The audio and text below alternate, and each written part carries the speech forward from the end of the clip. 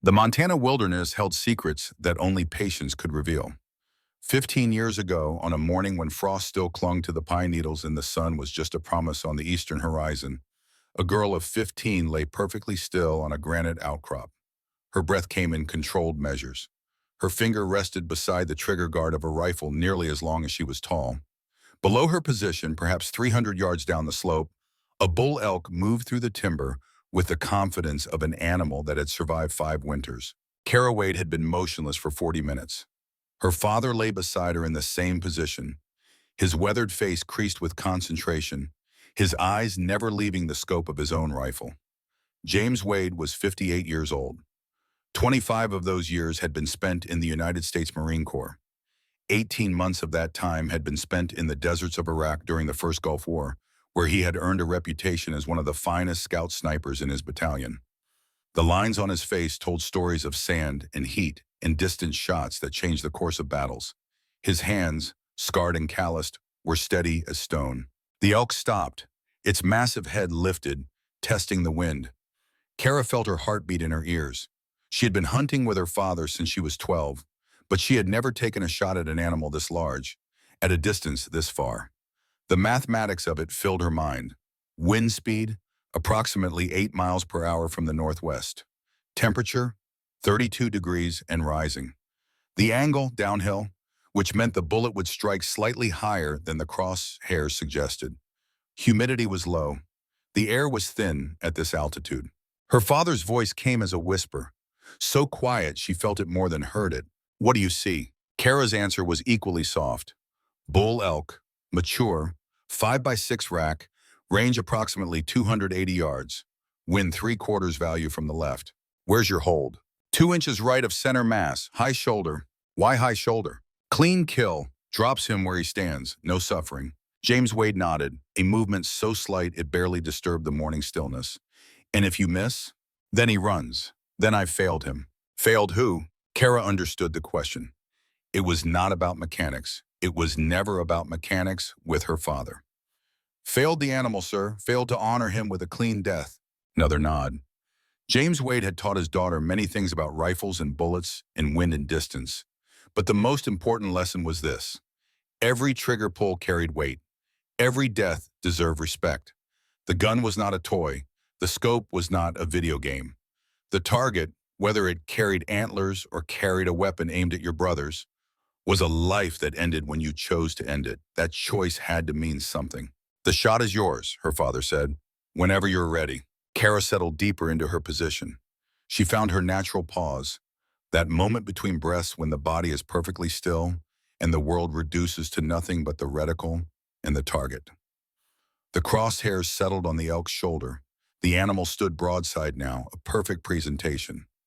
In that moment of absolute stillness, Kara squeezed the trigger. The rifle recoiled smoothly into her shoulder. The report echoed across the valley, sharp and clean. Through the scope, she watched the elk's front legs buckle. The massive animal fell without taking a step, without suffering, exactly as intended. A clean death, a respectful death. James Wade placed his hand on his daughter's shoulder. "Good shot. Your brother couldn't have done better." The mention of Ryan made Kara smile.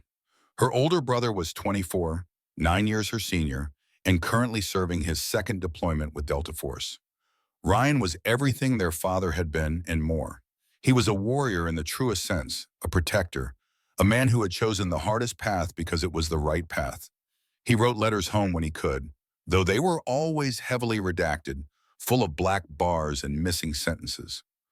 What came through was his spirit, his humor, his absolute conviction that he was doing something that mattered. They spent the next 2 hours field dressing the elk, working in practiced silence. James taught Kara the proper way to respect the animal in death, to use every part, to waste nothing. They packed the meat carefully. They said a brief word of thanks to the elk for the nourishment it would provide. Then they began the long hike back to the truck. It was nearly noon when they arrived at the Wade family ranch. The property had been in the family for 3 generations, 100 acres of Montana high country bordered by national forest on 3 sides. The main house was modest, a 2-story log structure that James had built himself over the course of 5 years. A barn stood nearby, and beyond that, a shooting range that stretched out to 1,000 yards. James had constructed it not long after retiring from the Marines.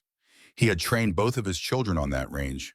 He had taught them that marksmanship was not about killing. It was about discipline, focus, and the patience to wait for the moment when action became necessary. A dusty Ford pickup sat in the driveway. Kara recognized it immediately. Ryan was home. She found him in the kitchen, wearing civilian clothes that looked strange on his frame. In her mind, Ryan was always in uniform, always moving with that coiled readiness that marked men who lived on the edge of violence. He looked up when she entered, and his face split into a grin. "There's my baby sister. Dad finally let you take a shot?" Kara set down her pack. "Bull elk, 280 yards, one shot." Ryan whistled low. "High shoulder." "Where else?" He crossed the room and pulled her into a bear hug. Ryan was 6'3", built like the operator he was, but his embrace was gentle. When he released her, his eyes held that mixture of pride and concern that older brothers carry for younger sisters. "Dad teaching you everything he knows?" "Everything he'll tell me." "That's dangerous. You might end up better than me." Their father entered then, carrying the first load of meat from the truck. He saw Ryan and stopped. For a moment, something passed between father and son, some unspoken communication that Kara recognized but could not fully understand. It was the look of men who had seen things, done things, carried things that could not be shared with those who had not walked the same path. James set down the meat. "Good to have you home, son." "Good to be home, sir." They shook hands, but it became an embrace. When they separated, James studied his son's face. "How long do we have you?" 4 days, then back to Bragg for team workups. We deploy again in 6 weeks. Kara saw her father's jaw tighten just for a moment. She knew what that meant. Another deployment. Another stretch of months when the only connection to Ryan would be rare phone calls and redacted letters. Another period of checking the news for reports from whatever corner of the world had currently erupted into violence. Another extension of the fear that lived in the back of every military family's mind. The fear that one day a car would pull up the driveway and men in dress uniforms would walk to the door with folded flags and terrible news. But James Wade had been a Marine. He knew the life, he had lived it, and he had raised his son to live it too. So he simply nodded and said, "Then we'd better make these 4 days count." That evening, they grilled elk steaks on the back porch. The sun set over the mountains in layers of gold and red. Kara's mother, Sarah, joined them. She was a small woman with steel gray hair and hands that were equally capable of setting a broken bone or baking bread. She had been a nurse before retiring, and she carried herself with the quiet competence of someone who had seen plenty of blood and pain and had learned not to flinch from either. They ate together as a family, sharing stories and laughter. Ryan told carefully edited versions of his deployments, focusing on the absurdities and small moments of humanity rather than the violence. James reciprocated with tales from his own service, stories Kara had heard before but never grew tired of. Sarah talked about the community, the neighbors, the ongoing life of a small Montana town where everyone knew everyone and your word meant everything. It was during a lull in the conversation that Ryan turned to their father. "Dad, I wanted to ask you something about the Gulf War." James looked up from his plate. "What about it?" "You never talked much about the combat. I know you were at the Battle of Khafji. I know you were part of the reconnaissance element that called in the airstrikes. But there's a name that keeps coming up in the old reports. A Lieutenant Cole Hartley. The records say he pulled you out of an ambush." James was quiet for a long moment. His eyes grew distant, traveling back across decades to desert sand and gunfire. Finally, he spoke. "Cole Hartley was my platoon commander. 23 years old, fresh out of officer candidate school, assigned to lead a bunch of crusty Marines who'd been doing this since before he was born. Green as grass, but smart enough to listen. We were conducting reconnaissance north of Khafji when an Iraqi patrol stumbled on our position. We had maybe 3 minutes before their entire company would be on top of us." He paused, took a sip of water. Kara noticed his hand was shaking slightly, something she'd never seen before. "I was providing overwatch from a high position. I saw them coming but couldn't break radio silence to warn the team. By the time I realized they were compromised, the shooting had started. Cole had 2 wounded Marines and no cover. Standard protocol said to scatter, try to exfiltrate individually. Better to lose 1 or 2 men than the whole element." "But he didn't scatter," Ryan said quietly. "No, he organized a fighting withdrawal, kept the team together, carried 1 wounded Marine himself while laying down suppressive fire. He fought his way back to my position, but by then we were cut off. Iraqi vehicles were blocking the route south. We were pinned for 8 hours. No air support available. No QRF close enough. Just 12 Marines and one very stubborn lieutenant against an enemy company. Sarah had stopped eating. Kara realized she'd never heard this story either. James continued, Cole took a round through his left arm, kept fighting, took shrapnel from an RPG in his leg, kept leading. The man refused to leave anyone behind. He organized our defense, rationed our ammunition, called in artillery support danger close to our position. When we finally got extracted after dark, every man walked out alive, every single one. And Cole Hartley, bleeding from 4 different wounds, personally carried the last wounded Marine to the helicopter. What happened to him? Kara asked. He stayed in, made captain, then major. Last I heard he was a sergeant first class, still in after 30 years, still leading from the front, still taking care of his people. James looked at his son. Why do you ask? Ryan chose his words carefully. My unit commander knows him. Says Hartley's one of the last of the old guard. Says if I ever need anything, anywhere, Hartley's the kind of man who'd move heaven and earth to help. Says the Army doesn't make them like that anymore. James nodded slowly. They never did. Cole Hartley is one of a kind. That man saved my life. Saved all our lives. And he did it because that's what leaders do. They don't abandon their people, no matter the cost. He looked at both of his children then, his gaze moving from Ryan to Kara. Remember that, both of you. In life, you'll meet people who talk about honor and duty and brotherhood. Most of them are full of it. But once in a while, you'll meet someone who lives it. Someone who will stand beside you when everything's falling apart. Someone who won't leave you behind. Those people are rare. Treasure them. Protect them. And if you ever get the chance, you do the same for them. Kara felt those words settle into her bones. She didn't know why, but she understood that her father was teaching her something important. Something beyond shooting and hunting and the technical skills of marksmanship. He was teaching her about the debt that binds warriors together. The unspoken covenant that says, I was there when you needed me, and you'll be there when I need you. Ryan raised his glass. To the old guard, and to the ones who'll carry the torch when they're gone. They all drank to that. Later that night, Kara found her father alone on the porch. He sat in his favorite chair, staring out at the mountains, a glass of whiskey in his hand. She joined him in silence. They sat that way for a long time, father and daughter, watching the stars emerge one by one against the vast Montana sky. Finally, James spoke. You're thinking about joining up. It wasn't a question. Kara nodded. After high school, I want to be like Ryan, like you. The military's not easy on women, especially in combat arms. I know. You'll have to be twice as good to get half the credit. I will be. James turned to look at her. In the dim light from the house, his face was shadowed, but his eyes held something that might have been pride, or might have been sorrow, or might have been both. If you do this, if you choose this path, I'll support you. I'll train you better than any instructor you'll meet. I'll teach you everything I know, but you have to understand something. The rifle is not what makes you dangerous. The training is not what makes you effective. What matters is in here. He tapped his chest over his heart. When you're cold and tired and scared, when you're alone and the odds are impossible, when every voice in your head is screaming at you to run, that's when you'll find out what you're made of. And on that day, you'll have to choose. Will you be the person who does what's easy or the person who does what's right? Will you be the one who runs or the one who stands? Will you abandon your people or will you be their guardian? Kara met her father's eyes. I'll stand. I'll be the guardian. James Wade smiled. And in that smile was a lifetime of hard choices and sacrifices, and the quiet pride of a man who had served with honor. I believe you will, sweetheart. I believe you will. 15 years later, Kara Wade stood in the same spot on that porch. The house was empty now. Her mother had passed 5 years ago, cancer taking her with the same quiet dignity she'd lived with. Her father's chair sat vacant. The mountains remained, eternal and indifferent to human loss. The funeral had been 3 weeks ago. James Wade, 73 years old, retired Marine Corps scout sniper, loving husband and father, had finally succumbed to the cancer that had been eating him alive for 2 years. He had fought it with the same stubborn determination he had brought to everything in his life.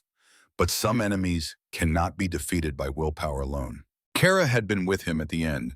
She had held his hand as his breathing grew shallow and labored. She had listened as he spoke his final words, his voice barely a whisper. Find who killed your brother. Make it right. For Ryan. For all of them. Then he had closed his eyes and was gone. 6 months earlier, the car had pulled up the driveway. The men in dress uniforms had walked to the door. They had delivered the news that every military family dreads. Staff Sergeant Ryan Wade and 7 members of his Delta Force team had been killed in action during a classified operation in Afghanistan. Enemy ambush. All 8 men dead. No survivors. The official report said they had been conducting reconnaissance on a high-value target when they were compromised by enemy forces. Overwhelming numbers, superior position, bad luck. These things happened in war. The men had died as heroes. They would be honored and remembered. But something in the official story hadn't sat right with Kara. She knew Ryan, knew his training, his instincts, his careful nature. Delta Force operators didn't walk into ambushes. They were too good, too professional, too careful.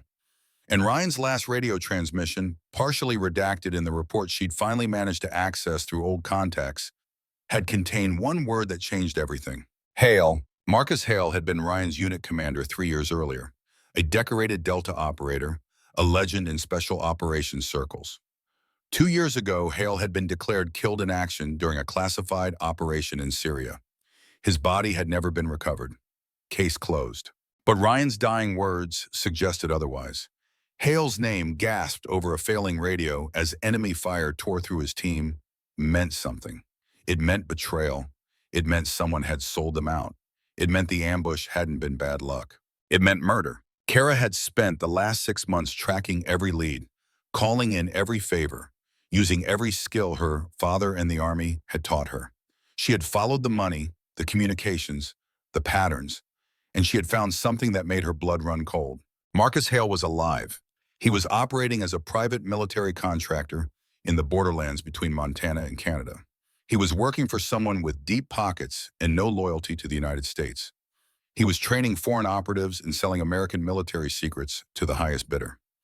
And 6 months ago, he had arranged for Ryan's team to walk into an ambush because they had discovered what he was doing. Marcus Hale was a traitor, and he had murdered Kara's brother to protect his secret. Now Kara stood on her father's porch, wearing operational gear, with her father's custom rifle in her hands. She had requested leave from her unit, citing family emergency. She had driven north into the wild country where Hale was reported to be operating. She had spent 11 days tracking him through mountains and forests, following reports and sightings, getting closer day by day. She wore Ryan's dog tags around her neck. In her pack, she carried her father's journal, filled with decades of observations and wisdom about shooting and patience and honor. On her back, she carried the same rifle she had used to take that bull elk 15 years ago. Her father had maintained it obsessively, upgrading it over the years until it was a precision instrument capable of shots that most snipers would consider impossible. Everything her father had taught her, everything the Army had trained into her, every hard lesson learned in deployments across 3 continents had led to this moment. She was hunting now, not an animal, but a man. A man who had betrayed everything the uniform stood for, a man who had killed her brother. Kara looked up at the mountains, at the vast wilderness that stretched beyond them. Somewhere out there, Marcus Hale thought he was safe. He thought his crimes were hidden. He thought no one was coming. He was wrong. The hunter was in the field, and she would not stop until justice was served. Kara Wade climbed into her truck and drove north, toward the place where evil wore an American uniform and brothers died betrayed. She drove with her father's voice in her head and her brother's wings against her heart. She drove with purpose and patience and the cold determination of someone who had promised the dead that their sacrifice would not be forgotten. The Guardian was coming, but first, the Guardian would need to keep a different promise. 200 miles south of where Kara drove through the Montana night, in the scrublands of the Drylands mountain range, a different group of soldiers was preparing for what should have been a routine mission. They had no way of knowing that their paths were about to converge. They had no way of knowing that before the sun rose again, everything would change. Cole Hartley was 62 years old. He should have retired 5 years ago, should have taken his pension, bought that fishing cabin in Tennessee, spent his days on a quiet lake with nothing more dangerous than deciding which lure to use. But the Army had asked him to stay. They always did. Good leaders were rare, and Cole Hartley was one of the best. So he'd signed another extension, then another, and now here he was, a sergeant first class with more combat experience than men half his age, leading one more patrol into one more hostile region. This would be his last. He told the company commander that morning. After this mission, he was done. 30 years was enough. Time to let the young ones carry the weight. But for today, for this mission, the weight was still his. Cole stood in the briefing room at Forward Operating Base Granite, studying the map spread across the table. His team was gathered around him. 7 soldiers, 7 lives that were his responsibility for the next 72 hours. He knew each of them, knew their strengths, their weaknesses, their families back home, their dreams for after the war. That was what leadership meant. It wasn't about tactics or strategy. It was about knowing the people who would follow you into hell and making damn sure you brought every one of them back alive. To his right stood David Walsh, 42 years old, Cole's closest friend and most trusted advisor. They'd served together for 10 years across 4 deployments. David was planning to retire at the same time as Cole. They'd already picked out cabins on the same lake, already planned fishing trips and quiet evenings, and all the peace that comes when the war is finally over. Next to David was Maya Chen, 28 years old, a combat medic with steady hands and a sharp tongue. She treated Cole like the father she'd lost when she was 12. He treated her like the daughter he'd never had. She was engaged to a Marine stationed in Okinawa. The wedding was planned for next spring. Cole had already been invited. He'd already promised to attend. Tyler Brooks stood across the table, 23 years old, fresh-faced and eager despite 3 deployments. He reminded Cole of himself 30 years ago, full of belief in the mission and confidence in his own abilities. Tyler's mother sent care packages every month. Cole made sure the kid got extra treats because that's what leaders did. Rachel Bennett leaned against the wall, 29 years old, their machine gunner, and the most physically capable soldier in the unit. She'd been a college athlete before joining up, and she brought that competitive intensity to everything she did. She was saving money to start a gym when she got out. Cole had already offered to invest. Doc Martinez, 35 years old, was technically a medic, but everyone called him Doc because he'd been pre-med before the Army. He had 3 kids at home and a wife who taught elementary school. He carried pictures of them everywhere. He showed them to everyone. His oldest daughter had just been accepted to college. Doc was so proud he could barely contain it. Kyle Hayes was their communications specialist, 20 years old, a tech prodigy who could make radios do things the manufacturers insisted were impossible. This was his first deployment. He was scared, trying to hide it, not succeeding. Cole had taken him aside last week and told him that being scared was fine, that everyone was scared, that courage wasn't about not feeling fear, but about acting despite it. 7 soldiers, 7 lives, Cole's responsibility. The mission briefing was straightforward. Intelligence suggested a small militia group was stockpiling weapons in a cave complex in the drylands. Viper team would conduct reconnaissance, confirm the cache, mark it for destruction, and extract. Simple, clean, low risk. Cole studied the map and felt something in his gut twist. 30 years of experience had given him instincts that went beyond rational analysis. This mission felt wrong. The intelligence was too clean, the location too obvious, the whole setup too convenient. But orders were orders, and this was his last mission. After this, he was done. He looked at his team. Listen up. We go in fast and quiet, eyes on target, confirm the cache, and get out. No heroics, no risks. We do this by the book, and we all go home. Questions? There were none. These were professionals. They knew their jobs. David caught his eye as they were gearing up. You feel it too? Cole nodded. Yeah, something's off. We could request delay, wait for better intel. And we could spend another week out here on a base that's barely holding together while some analyst decides if the mission is worth it. Cole shook his head. No, we go, but we stay sharp. And at the first sign of trouble, we extract. No arguments. No arguments, David agreed. They loaded into the vehicles as the sun set over the dry land. The terrain was brutal, all rock and sand and little vegetation. It looked like the surface of another planet, hostile and unforgiving, the kind of place where men died and were forgotten. As they drove through the gathering darkness, Cole's mind drifted to James Wade. He'd heard about James's death through the Veterans Network. Cancer. A hard way to go for a hard man. Cole hadn't been able to attend the funeral, but he'd sent flowers and a letter to the family. He wondered if James's daughter had received it. He'd heard she'd joined up, followed in her father's footsteps. Good for her. James would be proud. He wondered what James would think about this mission. Probably the same thing Cole was thinking, that it felt wrong, that the smart move would be to turn around. But James, like Cole, had been a Marine, and Marines didn't turn around. They reached the objective area just after midnight. The cave entrance was exactly where the intelligence had indicated, a dark opening in the side of a cliff face. No guards visible. No activity. Perfect. Too perfect. Cole deployed his team in a standard recon formation. Tyler and Maya took the high ground to provide overwatch. Rachel set up her machine gun to cover the approach. David and Doc moved forward with Cole to actually enter the cave. Kyle stayed with the vehicles to maintain communications. The first indication that something was wrong came when they were 30 feet inside the cave. Cole's night vision showed weapon crates stacked against the wall, confirming the intelligence, exactly as reported. He was raising his hand to signal the team to mark and extract when he heard it. The faint click of a radio transmitting. The subtle rustle of movement from multiple positions. Cole's combat instincts screamed at him. He spun, bringing his rifle up, his voice cutting through the night. "Contact! Fall back! It's an ambush!" The world exploded. Muzzle flashes erupted from 3 directions simultaneously. The cave system wasn't a weapons cache. It was a killing ground, and they'd walked right into it. Tyler took shrapnel from the first grenade, going down hard. Maya was on him instantly, dragging him toward cover. Rachel's machine gun opened up, buying them seconds. David's rifle spoke in controlled bursts as he covered the retreat. Cole saw them in the flashes. Not militia. Professional soldiers with night vision and coordinated fire discipline. 40, maybe 50 of them. Using American tactics. Carrying American weapons. They fought their way back to a depression in the rocks. A natural bowl barely 30 feet across. It was the only cover available. It would have to be enough. Tyler was bleeding badly. Maya worked on him with desperate efficiency.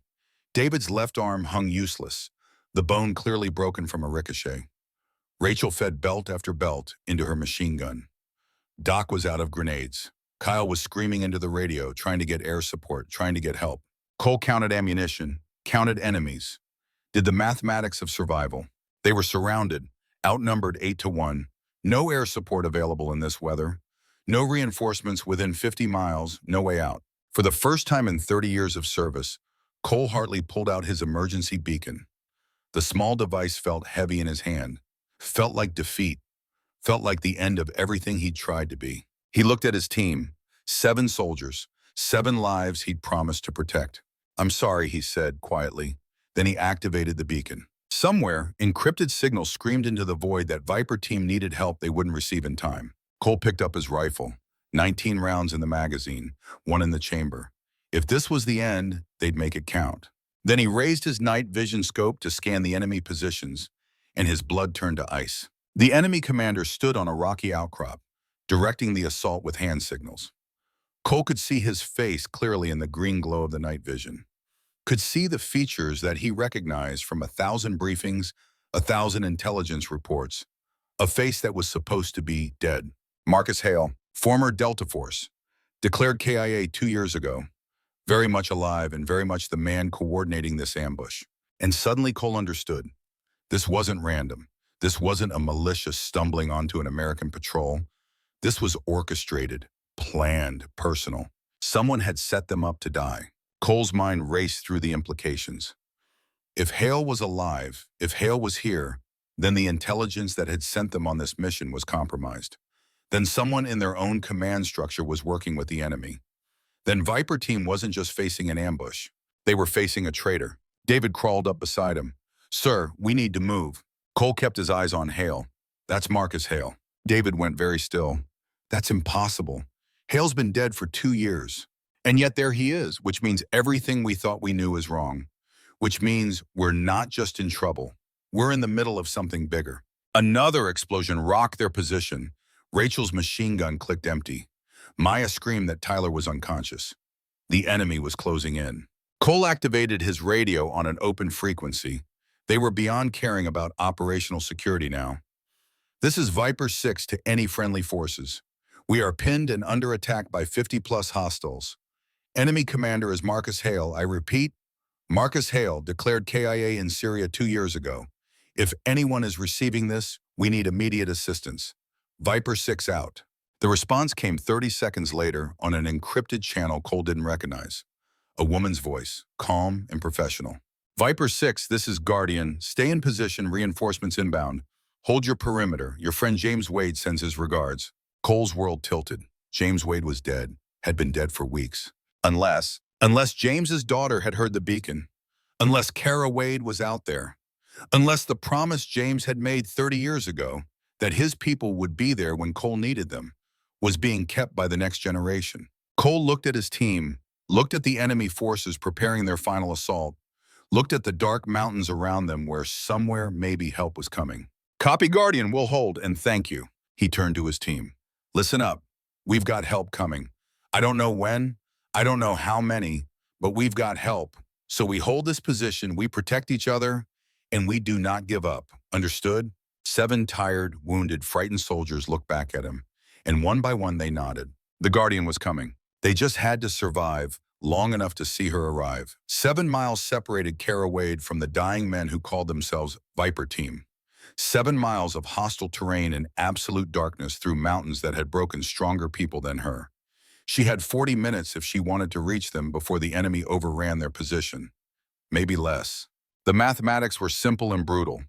7 miles in 40 minutes meant she needed to maintain a pace of better than 10 minutes per mile while carrying 60 pounds of gear through rock fields and ravines in conditions where a single misstep could mean a broken ankle or worse. It meant moving faster than tactical doctrine allowed, faster than safety permitted, faster than rational judgment would recommend. The night air was cold enough to burn her lungs with every breath. The temperature had dropped below freezing an hour ago and continued falling. Her breath came in white clouds that dispersed in the darkness. The ground beneath her boots was a treacherous mix of loose scree and granite outcroppings that could turn an ankle or shatter a kneecap if she misplaced a single step. Kara started running. Every footfall was a calculated risk.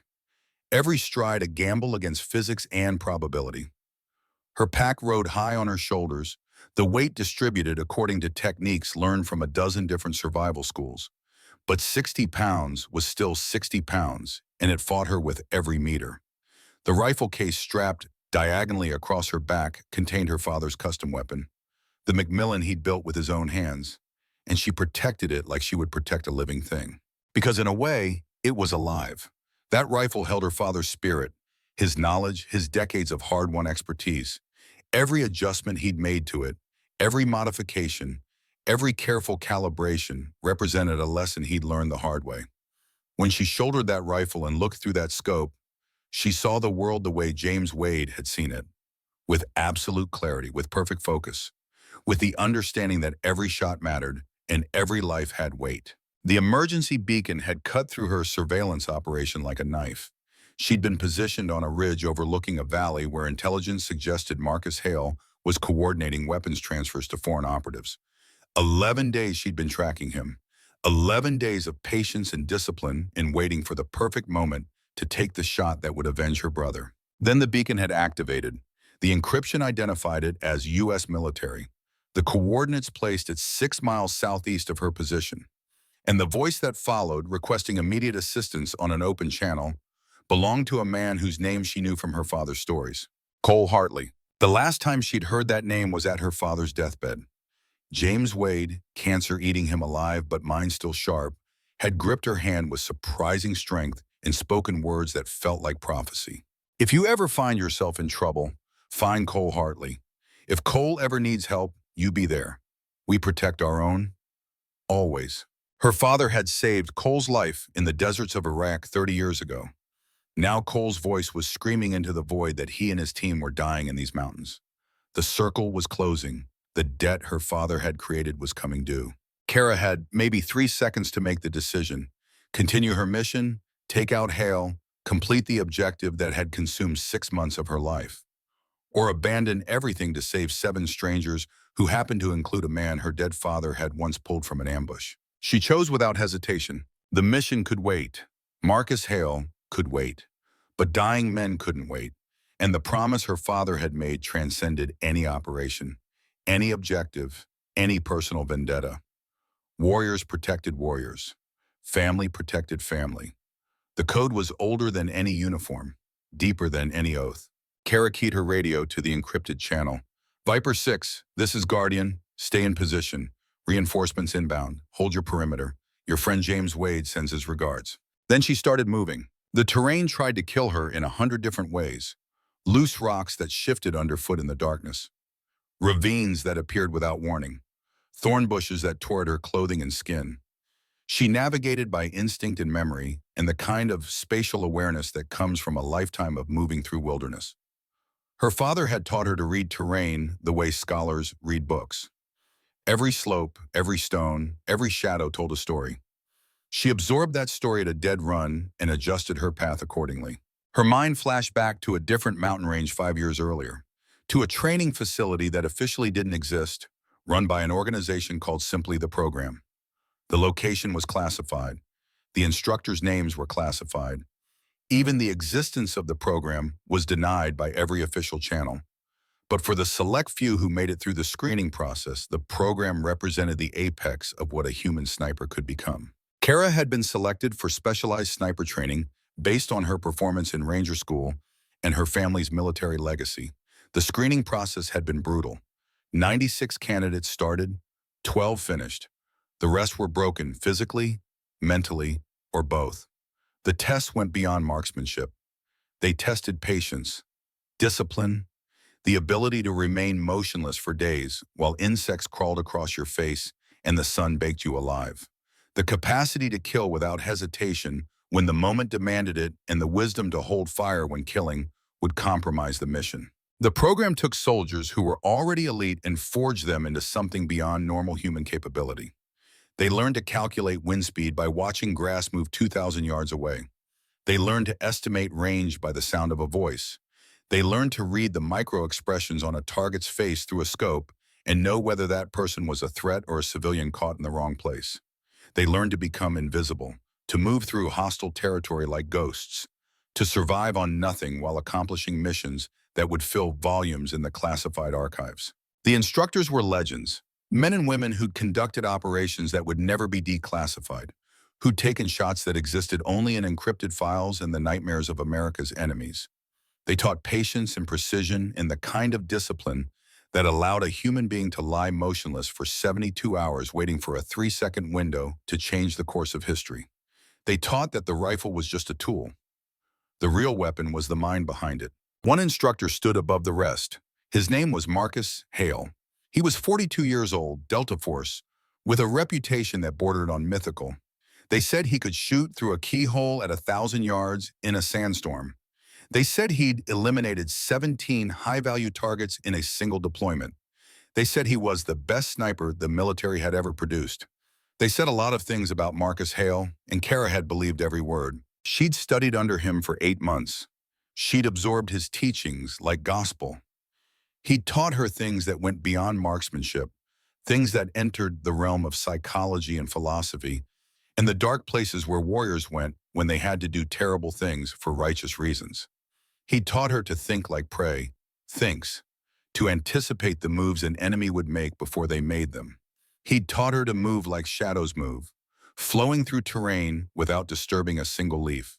He'd taught her to become something more than human when the mission demanded it, to transcend pain and fear and doubt and become pure focused will. He'd pushed her harder than any instructor before or since. He'd broken her down systematically, stripping away everything she thought she knew, exposing every weakness and fear and limitation. Then he'd rebuilt her into something stronger, into a weapon that could be deployed anywhere against anyone and trusted to complete the mission regardless of cost. On the final day of training, he'd pulled her aside. Wade, you've got something rare. Not just skill.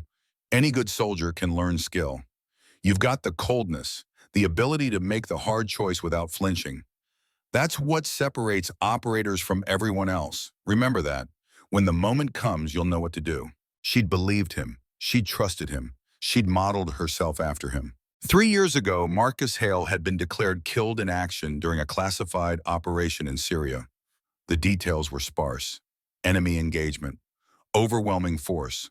Body never recovered. The program had held a memorial service. Kara had attended. She'd stood at attention while they folded the flag and played taps for a man who'd taught her how to kill. Now she knew it had all been lies. Hale was alive. Hale was here. And Hale was commanding enemy forces against American soldiers. The betrayal burned in her chest like acid. Every lesson he'd taught her was now poisoned. Every technique she'd learned from him was tainted. The man she'd admired, the instructor she'd respected, the operator she'd tried to emulate, was a traitor who'd sold out his country and his brothers for reasons she couldn't begin to understand. And he'd killed Ryan, her brother. 8 good men ambushed and slaughtered because they'd discovered what Hale was doing. Ryan's last words over the radio suddenly made perfect sense. He'd recognized Hale. He'd understood the betrayal, and Hale had made sure he never lived to report it. The fury that filled Kara was cold and focused. It didn't cloud her judgment. It sharpened it. She would save Cole Hartley and his team. Then she would find Marcus Hale, and then she would make him answer for every life he'd destroyed, every oath he'd broken, every principle he'd betrayed. But first, she had to cover 7 miles in 40 minutes. Kara pushed her body beyond normal limits. Her legs burned. Her lungs screamed. The weight of her gear tried to drag her down with it every step. She ignored all of it. Pain was temporary. Death was permanent. And somewhere ahead, 7 Americans were counting on her to be faster than humanly possible. She covered the distance in 37 minutes. When she reached the ridge overlooking the battlefield, her hands were bleeding from scrambling over rocks. Her uniform was torn in a dozen places. She was breathing hard enough that she needed 30 seconds to control it before she could even think about taking a shot. But she was there. She'd made it.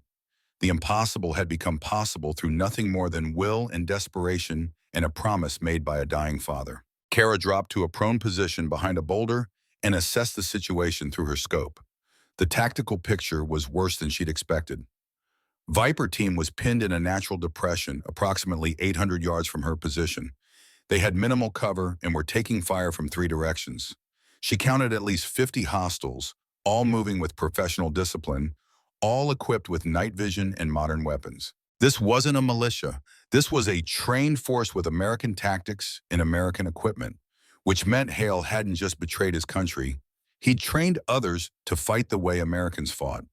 He'd given them every advantage he could. Through her scope, Kara identified the enemy command element. Marcus Hale stood on an elevated position, directing the assault with hand signals. Even at this distance, even in the darkness, she recognized his silhouette, the way he stood, the way he moved. 3 years hadn't changed the fundamental essence of the man. Her finger moved to the trigger. She could end this right now, one shot, 800 yards. She'd made harder shots in worse conditions. Hale would be dead before he heard the report. The enemy would lose their commander. Chaos would follow. But chaos would also mean Viper team getting caught in the crossfire. If the enemy panicked, they might assault the position immediately. They might execute the prisoners. They might call in artillery or mortars. Taking out Hale had to be timed perfectly, and perfect timing meant waiting. Kara forced herself to think tactically. Her objective wasn't revenge, not yet. Her objective was saving 7 lives. Everything else was secondary. She scanned the battlefield, cataloging targets and prioritizing threats. The enemy had established 3 support weapon positions, a heavy machine gun covering the southern approach, a mortar team setting up to the west, a sniper team on the eastern ridge. Those were the immediate dangers. Those were what would kill Viper team if she didn't neutralize them first. Kara made her plan. Support weapons first, then the assault elements. Then, when the enemy was sufficiently disrupted, she'd extract Viper team or die trying. She chambered a round in her father's rifle. The custom Macmillan TAC 338 had been built by James Wade himself over the course of 3 years. Every component had been selected for maximum precision. The barrel was hand-lapped. The trigger broke at exactly 2 pounds. The stock had been fitted to her measurements when she was 17, then adjusted as she grew. This rifle was an extension of her will. When she aimed it, when she fired it, there was no gap between intention and result. The first target was the machine gun team, 900 yards southeast of her position. The crew had established themselves behind a natural rock wall that provided excellent protection from frontal assault. Smart tactical thinking. But they'd made one critical error. The gunner had to expose his head and shoulders to sight along the barrel. That exposure created a window, a small one. But windows were all a sniper needed. Kara settled into her shooting position with the kind of ritualistic precision that separated professionals from amateurs. Her body became an extension of the rifle. Her breathing slowed to the point where each inhalation and exhalation became a conscious decision. Her heart rate dropped.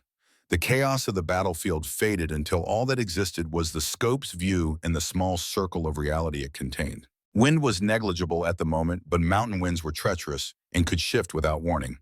She watched the sparse vegetation for movement, watched the way the dust devils swirled in the valley below, watched 1,000 tiny indicators that told her what the air was doing between her position and the target. Temperature was dropping as the night wore on, which meant the air was getting denser, which meant the bullet would fly slightly different than it would have an hour ago. She compensated for everything her father had taught her to compensate for and everything the program had added to that foundation. The gunner raised his head to sight along the barrel, his profile sharp against the slightly lighter sky. In that moment of exposure, measured in heartbeats, Kara found her natural pause. That fraction of a second between breaths when the body is perfectly still and the world reduces to simple physics. Trigger press, recoil management, follow through. She fired. The suppressor turned the rifle's report into a sound like a cough wrapped in cotton. Not silent. Suppressors never achieve true silence, but quiet enough that at 900 yards it would be nearly inaudible over the sustained gunfire already filling the valley. The sonic crack of the bullet passing through the sound barrier would reach the target before the sound of the shot. The gunner would be dead before he heard what killed him. Through her scope, Kara watched the target's head snap back.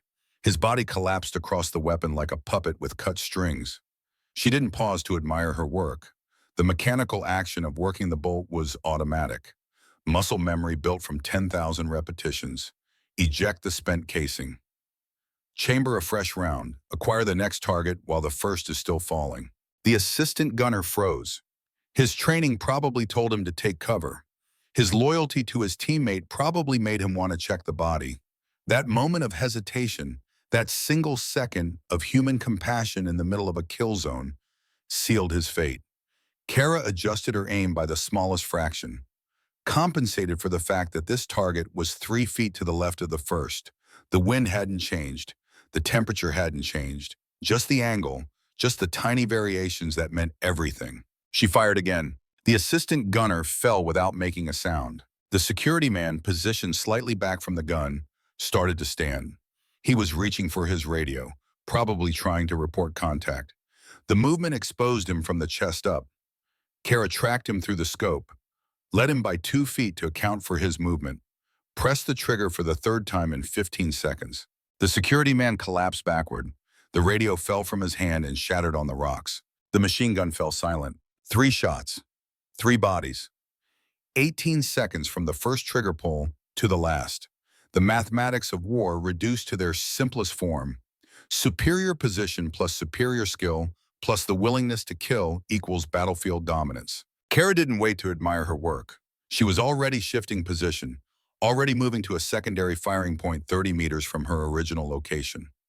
The first rule of counter-sniper operations: never fire twice from the same position. The enemy would be scanning for muzzle flash. She needed to be somewhere else before they could triangulate. Her second position gave her an angle on the mortar team. 1,100 yards, extreme range even for her rifle. The crew was working efficiently, preparing to drop rounds on Viper team's position. In approximately 90 seconds, they'd have the range dialed in.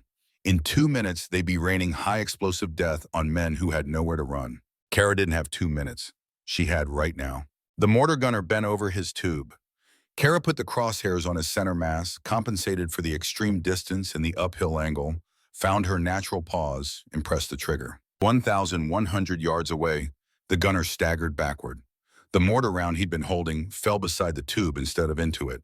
His teammates scattered. Kara tracked the assistant gunner, led him by 3 feet to account for his movement, and fired. He went down hard. The third man grabbed for the radio, trying to call for help. Kara shot the radio out of his hands. It exploded in a shower of plastic and circuit boards. The man stood there staring at his empty hands for 3 seconds before his survival instincts kicked in and he ran for cover. The mortar position was neutralized. 9 shots. 9 enemies eliminated or disabled. 4 minutes had passed since she'd taken her first shot. The enemy was starting to realize they had a serious problem. Kara watched through her scope as confusion spread through their ranks. Squad leaders were trying to locate the shooter. Men were diving for cover. The disciplined assault was starting to fracture. They'd expected to be the hunters. They hadn't prepared to become the hunted. She shifted to her third firing position, a narrow crevice between two boulders that provided excellent cover in a commanding view of the eastern approach. The enemy sniper team was out there somewhere. They were the real threat. They had the training and equipment to find her. They understood how she thought because they'd been trained the same way. This wasn't shooting fish in a barrel. This was chess against an opponent who knew all her moves. Kara scanned the eastern ridge methodically. Sniper teams needed good positions with clear fields of fire and multiple escape routes. There were only so many spots that fit those criteria. She checked each one, looking for the tiny details that marked human presence. A shadow that was slightly wrong, a reflection that didn't belong, movement where everything should be still. There, 800 yards southeast, partially concealed by vegetation. Two men, one on the rifle, one on the spotting scope. They were scanning in her general direction but hadn't pinpointed her yet. The spotter was methodically glassing the ridgeline, working from north to south. In approximately 30 seconds, his scope would pass across her position. Kara waited until he looked the wrong direction. Patience. Always patience. Her father's voice in her head. The quietest hunter waits for the perfect moment. The spotter turned his attention to the south. Kara fired, 970 meters uphill through shifting thermals. The bullet dropped more than her scope could compensate for. She'd had to aim high and trust her instincts. Trust her training. Trust the 10,000 hours of practice that had burned the ballistics into her muscle memory. The spotter jerked backward and fell. The sniper beside him reacted instantly, swinging his rifle toward where the shot had originated. But Kara was already moving, already rolling left, already seeking cover behind the next boulder. His return fire cratered the rocks where she'd been lying 2 seconds earlier. Now it was personal. Now it was two professionals trying to kill each other across a distance where the smallest error meant death. Kara breathed, slowed her heart rate, analyzed the geometry. The enemy sniper would be relocating right now, same as her. He'd be looking for a position that gave him an angle on her last known location. He'd be scared and angry and probably very, very good. She moved through the rocks like water, silent and fluid. Every step was placed with absolute precision. Every movement was controlled. She'd learned this from Hale, learned how to become invisible, learned how to flow through terrain like she was part of it. The irony wasn't lost on her. She was using his teachings to fight his war. Kara reached a high point that offered limited exposure but excellent visibility. She settled in and waited. The enemy sniper had 3 likely positions he could use. She watched all 3. Seconds ticked by. Somewhere below, Viper team was still fighting. Somewhere in the valley, Barrihelm Valley, Marcus Hale was trying to understand who was attacking his forces. Movement. There, the enemy sniper was repositioning to a cluster of rocks 400 yards from her position. He was being careful, using cover, moving low. But he'd made one mistake. He'd silhouetted against the slightly lighter sky for just a fraction of a second. Kara tracked him through her scope, waited for him to settle, waited for him to think he was safe. The moment he stopped moving, she fired. The enemy sniper pitched forward and lay still. 12 shots, 12 enemies down. The battlefield was transforming. What had been a coordinated assault was dissolving into defensive confusion. Squad leaders were screaming into radios. Men were hunkering down instead of advancing. The initiative had shifted. Kara keyed her radio to the frequencies she'd used earlier. Viper 6, this is Guardian. Enemy support weapons neutralized. Hold your position. I'll keep them occupied. Cole Hartley's response came back immediately, his voice tight with stress but steady with discipline. Guardian, we copy. You're saving our lives. Who are you? James Wade's daughter. He told me you were worth saving. There was a pause, then Cole's voice came back, and there was something in it that might have been wonder, or might have been grief, or might have been both. Kara, Jesus, your father spoke of you. Last I heard you were just a kid. I grew up. Stay alive, Sergeant Hartley. We'll talk when this is over. Copy that, and Kara, thank you. Your father would be proud. The words hit her harder than she'd expected. Her father was gone. Her brother was gone, but the code they'd lived by was still alive. The bonds they'd forged were still strong. A promise made 30 years ago in a different desert was being honored on a different mountain by a different generation. Warriors protected warriors. Family protected family. The circle held. But the battle was far from over. Kara watched as the enemy regrouped. They were adapting faster than she'd hoped. Whoever was commanding them knew how to respond to a sniper threat. They were using smoke to obscure her line of sight. They were establishing overwatch positions. They were preparing to continue the assault with better security. Then she heard it, the sound that changed everything, the distinctive roar of diesel engines. Multiple vehicles approaching from the north. Heavy vehicles, armored vehicles. Kara shifted her position to get a view of the northern approach. What she saw made her jaw clench. 2 armored personnel carriers, 4 technical trucks with heavy machine guns mounted in the beds, and leading them all, a BTR-80 with a 14.5mm cannon that could shred concrete. Reinforcements. Professional military contractors with equipment that no militia should possess, which meant this operation was bigger than she'd thought, which meant Hale had resources and backing that went beyond a single trader selling secrets. She monitored the radio frequencies, listening to enemy communications. Their discipline was getting sloppy. Stress did that. Fear did that. When men started dying from an invisible threat, they started making mistakes. And that's when she heard the voice that made her blood turn to ice. All elements, this is Reaper 6. We have a single sniper operating from the northwestern ridgeline. Advanced training, exceptional accuracy. I want that position suppressed and eliminated. All units acknowledge. Marcus Hale's voice. She'd recognize it anywhere.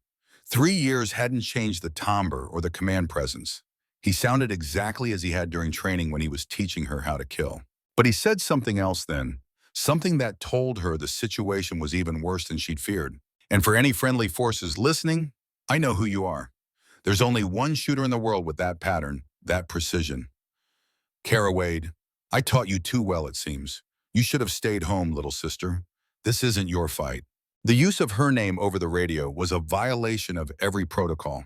It was meant to unnerve her, meant to make her question herself, meant to remind her that he'd been her instructor, her mentor, the man who'd shaped her into what she was. Instead, it just made her angry. Kara keyed her own radio on the same frequency, letting her voice carry across the battlefield.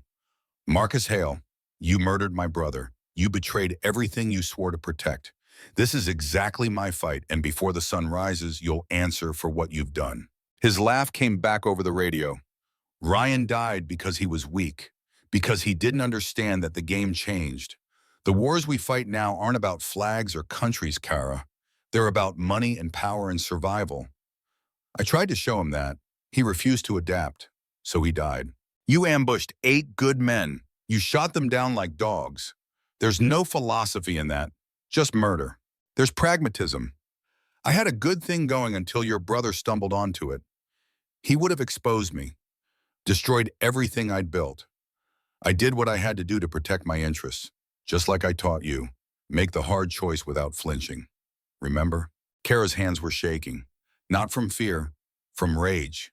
She forced herself to breathe, to center, to remember what her father had taught her. Emotion was the enemy. Control was survival. I remember everything you taught me, Marcus, including how to hunt men who think they're untouchable. You made one mistake. You stayed in the field.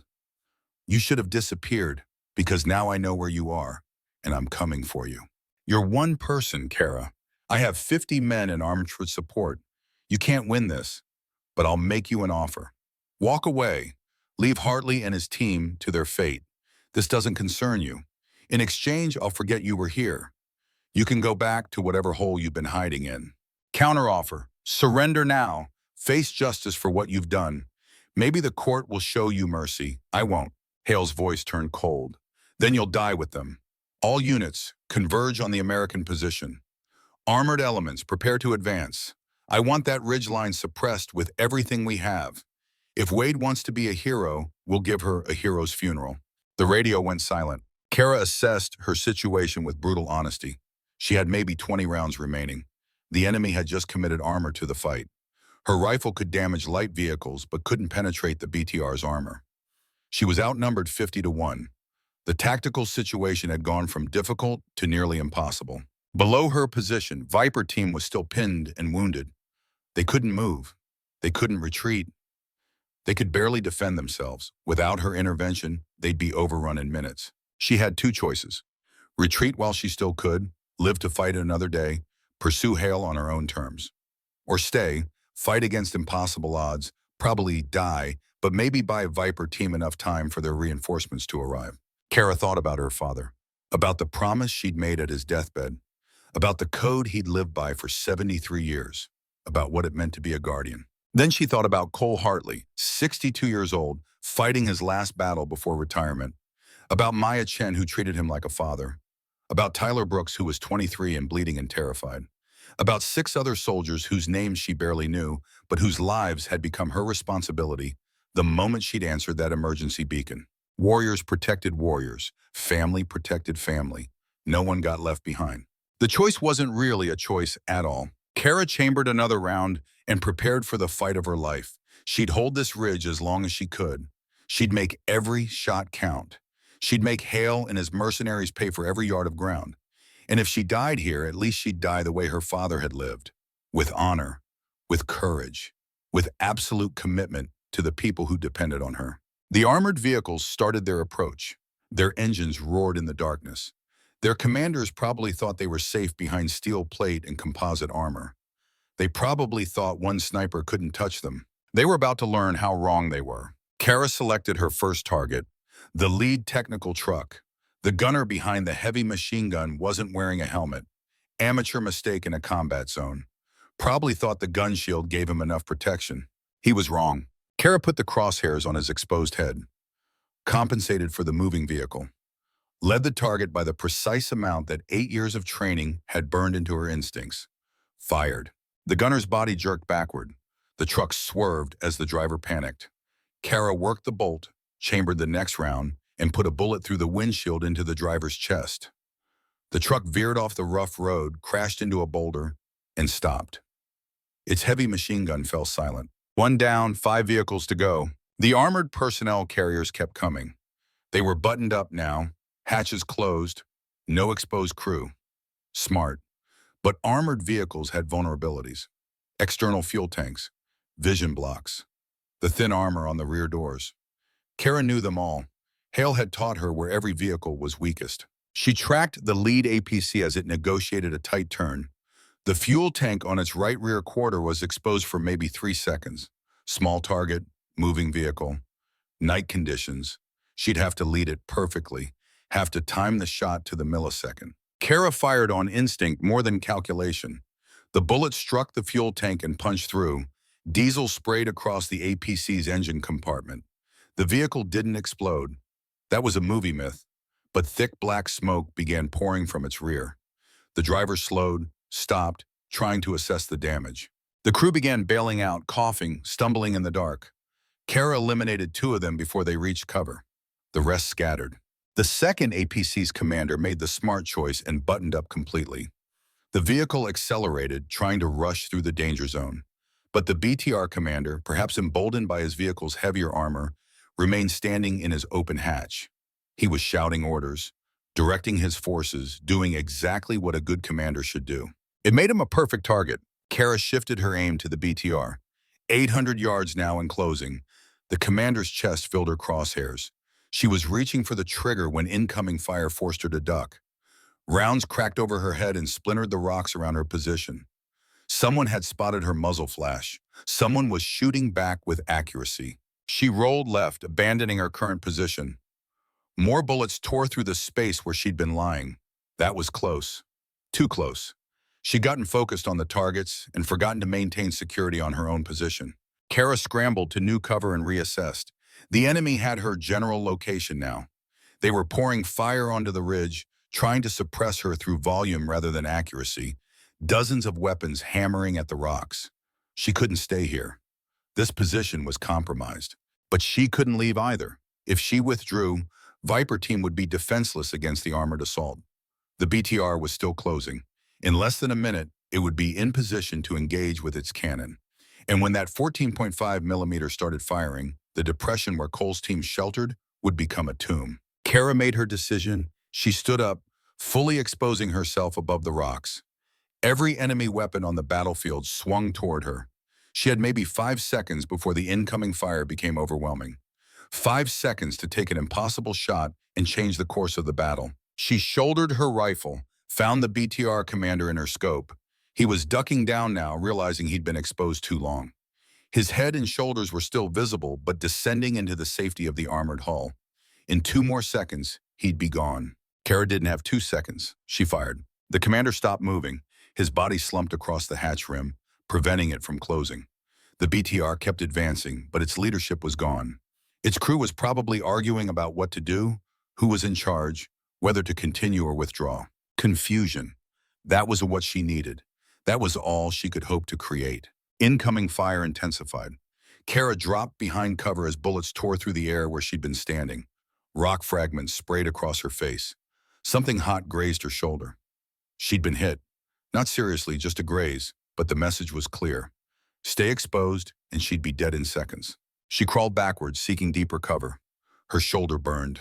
Blood was running down her arm. She needed to assess the wound, needed to treat it, needed to do 100 things that she didn't have time for. Below, the battle continued. The BTR had stopped advancing, leaderless and uncertain. The remaining vehicles were spreading out, seeking cover, adapting to the threat. The infantry was regrouping under better discipline. Hale was reasserting control. Kara had bought time, maybe 10 minutes, maybe less, but she'd disrupted their assault and given Viper Team a chance to breathe. Her radio crackled. Cole Hartley's voice, steady despite everything he and his team were enduring. Guardian, we see you're taking fire. Pull back. You've done enough. Save yourself. Kara pressed her hand against her bleeding shoulder. The wound was superficial but painful. The bullet had torn through the outer layer of muscle without hitting bone or severing major blood vessels. She'd been lucky. A few inches to the right and the round would have shattered her clavicle. A few inches inward and it would have collapsed her lung. Combat was a game of inches and she'd won this particular gamble. But the blood loss was starting to affect her.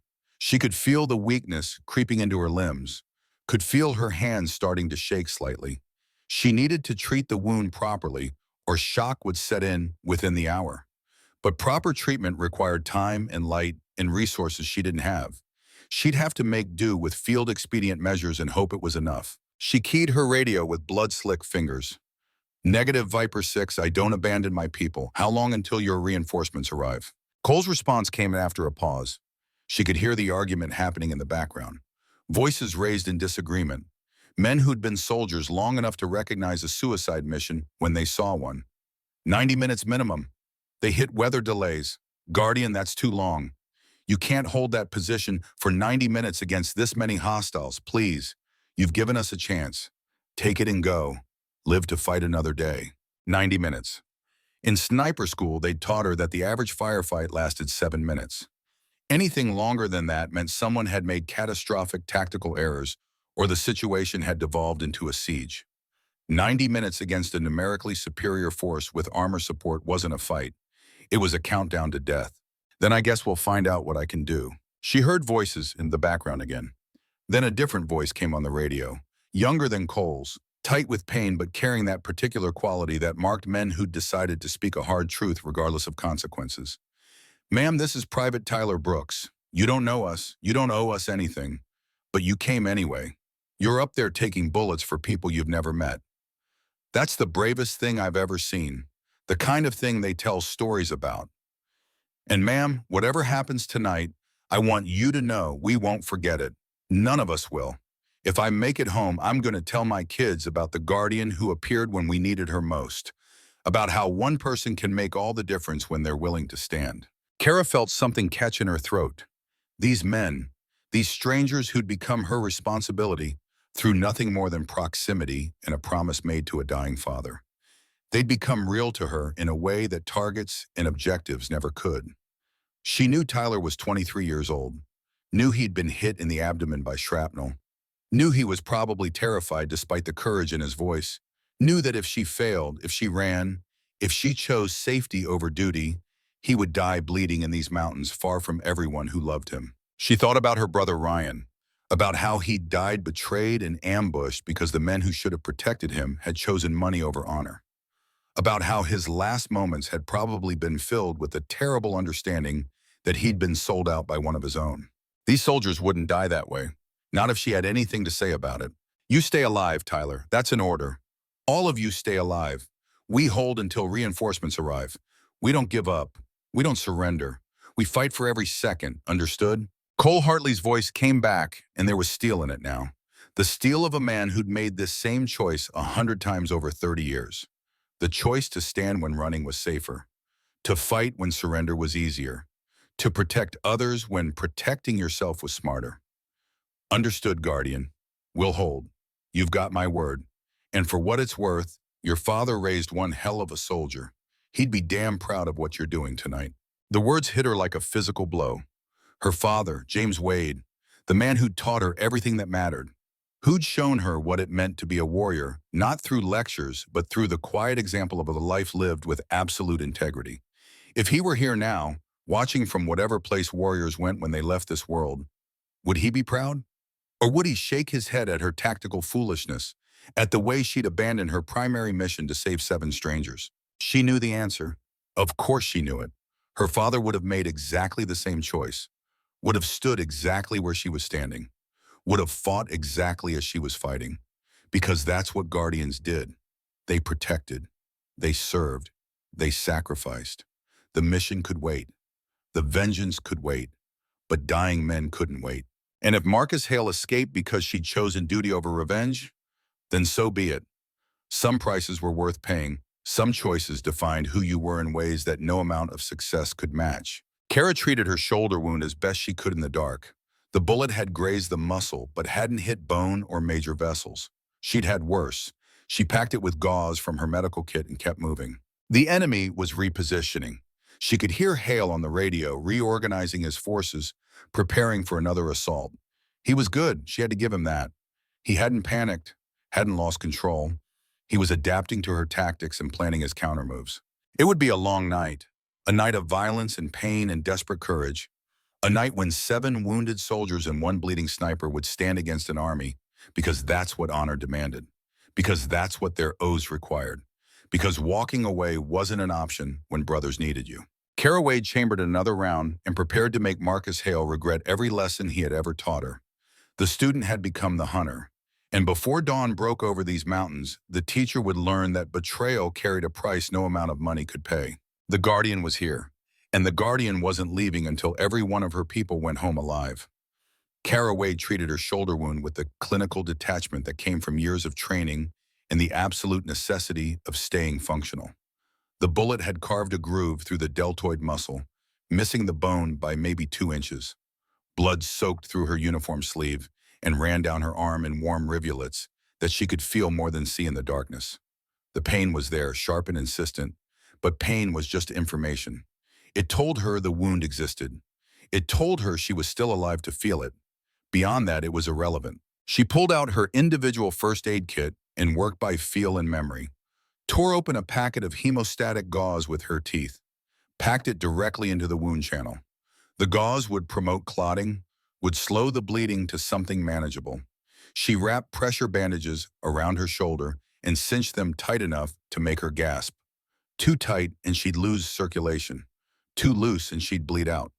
The balance between those extremes was measured in millimeters and maintained through experience she'd rather not have gained. The whole process took 90 seconds.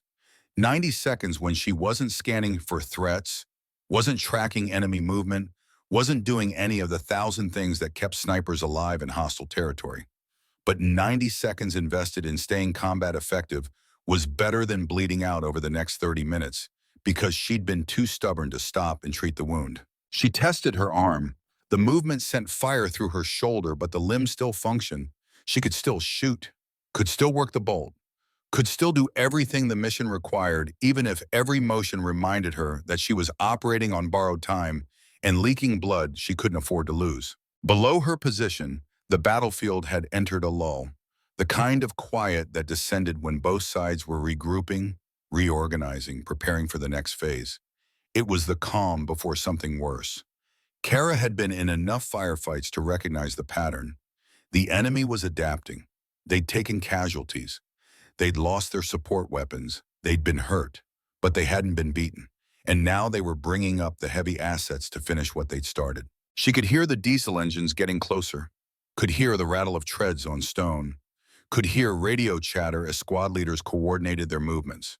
The armor was coming, and when it arrived, the tactical calculus would shift dramatically in favor of the enemy. Kara shifted to a new position that gave her a view of the northern approach.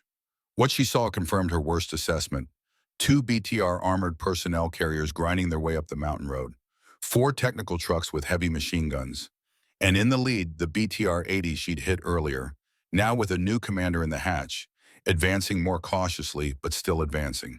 That BTR was the real problem. Its 14.5mm cannon could shred the rocks protecting Viper team.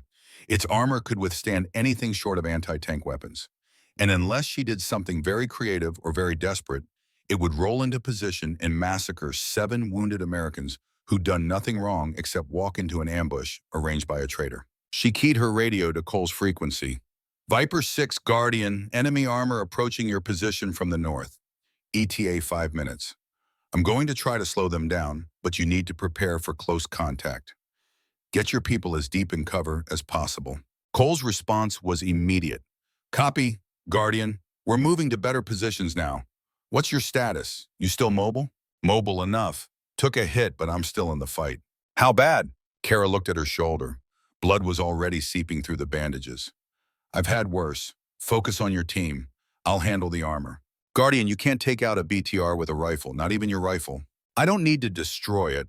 I just need to make them reconsider their life choices. She heard something that might have been a laugh or might have been a cough. Your father used to say stuff like that right before he did something insane that somehow worked. Must be genetic. Kara broke contact and focused on the approaching vehicles. She couldn't penetrate the BTR's frontal armor, couldn't damage its engine block through all that steel. But armored vehicles weren't invulnerable. They were just harder to kill. And hard wasn't the same as impossible. She studied the BTR through her scope. The commander had learned from his predecessor's mistake. He was staying low in the hatch, only exposing his head for brief moments when he needed to direct the driver. Smart. But that caution meant he couldn't see as well, couldn't command as effectively. It meant the BTR was advancing more slowly, more carefully, which gave her time. The technical trucks were the easier targets. Their crews were exposed. Their fuel tanks were unarmored. Their whole existence was predicated on mobility and firepower without any real protection. They were intimidating when they worked. They were death traps when someone shot back. Kara selected her first target, the lead technical, maybe 600 yards out now and closing. The gunner behind the heavy machine gun was scanning the ridgeline, probably looking for her. She waited until his attention was focused elsewhere, waited for him to turn his head, waited for the perfect moment that would probably never come, but that she'd create through patience and timing. The gunner leaned forward to adjust his weapon's traverse. His head and upper torso were exposed above the gun shield. Kara put the crosshairs on his chest, compensated for the vehicle's movement, led the target, fired. The gunner jerked backward and fell out of the truck bed. The vehicle swerved as the driver reacted. Kara worked the bolt and shifted her aim to the driver's position. The windshield was just glass. Glass wouldn't stop a .308 caliber bullet traveling at 2,800 feet per second. She fired through this windshield. The truck veered hard right, left the road, and crashed into a boulder with enough force to crumple the front end. The heavy machine gun toppled forward. The vehicle was combat ineffective. 2 down, 3 to go. The remaining trucks reacted by accelerating, trying to rush through the danger zone. Bad decision. Speed made them harder to hit, but it also meant they couldn't maneuver as effectively when the shooting started. And the shooting was definitely starting. Kara tracked the second technical. This crew had learned from the first. The gunner was staying low behind his shield. Only his head was visible. Difficult shot, but not impossible. She led him by 4 feet to account for the vehicle's speed. Adjusted for wind, adjusted for the fact that she was shooting downhill now. Fired. The gunner's head snapped back. The truck kept moving, but the weapon fell silent. She chambered another round and aimed for the driver. Third shot. The truck slewed sideways, its driver either dead or wounded badly enough that he'd lost control. The vehicle rolled onto its side and stopped moving. The third technical made it another 100 yards before Kara put a bullet through its radiator. Steam erupted from the engine compartment. The truck coasted to a stop, disabled. The crew bailed out and ran for cover. She eliminated 2 of them before they reached safety. That left the BTR and 2 APCs. The real fight was about to begin. The BTR's commander had figured out approximately where she was shooting from. He couldn't see her directly, but he'd triangulated her position from the muzzle flashes and the pattern of casualties his men were taking. The turret was traversing in her direction with mechanical precision. In about 10 seconds, that 14.5mm cannon was going to start hammering her position with rounds designed to penetrate light armor and destroy fortified positions. Against flesh and bone, those rounds would be catastrophic. Kara relocated fast. No time for the careful movement that kept snipers invisible. Just raw speed and the hope that she could get to cover before the cannon found her. She rolled left across loose scree that shifted under her weight, scrambled on hands and knees behind a thick outcropping of granite that looked substantial enough to stop heavy machine gun fire, pressed herself flat against the stone and prayed it was thick enough. The BTR opened fire. The sound was different from small arms, deeper, more authoritative. Each round was the size of a marking pen and traveled fast enough to glow white-hot from air friction. The first burst tore through the air where she'd been lying 2 seconds earlier. The rocks exploded like they'd been hit with sledgehammers. Fragments of stone became shrapnel, spinning through the air with enough velocity to kill. The second burst walked across the outcropping she was hiding behind. She felt the impacts through the granite, felt the entire boulder shudder under the assault. Chips of stone rained down on her head and back. The noise was beyond deafening. It was a physical presence that pressed against her eardrums and made her teeth ache. The third burst cratered the rocks to her right. The fourth went high and peppered the cliff face above her. The gunner was searching, trying to find her exact position, walking his fire across likely positions with the systematic approach of someone who'd been trained to destroy bunkers and fighting positions. Kara stayed absolutely still, barely breathing. The slightest movement might draw attention, might give the gunner a thermal signature to track. Her only advantage was that she was a small target, and the BTR's thermal imaging had limits in these cold conditions. Human bodies were hard to distinguish from sun-warmed rocks when the temperature differential wasn't significant. The cannon fire stopped. She could hear the turret still moving, still searching, but the gun had fallen silent. Either the gunner had lost his target, or he was reloading, or he was waiting for her to do something stupid like move. Kara didn't move, counted to 60 in her head, slow breaths, slow heartbeats, perfect stillness.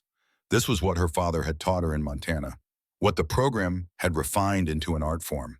The ability to become part of the landscape, to exist without existing, to be so thoroughly camouflaged that even thermal imaging had trouble finding you.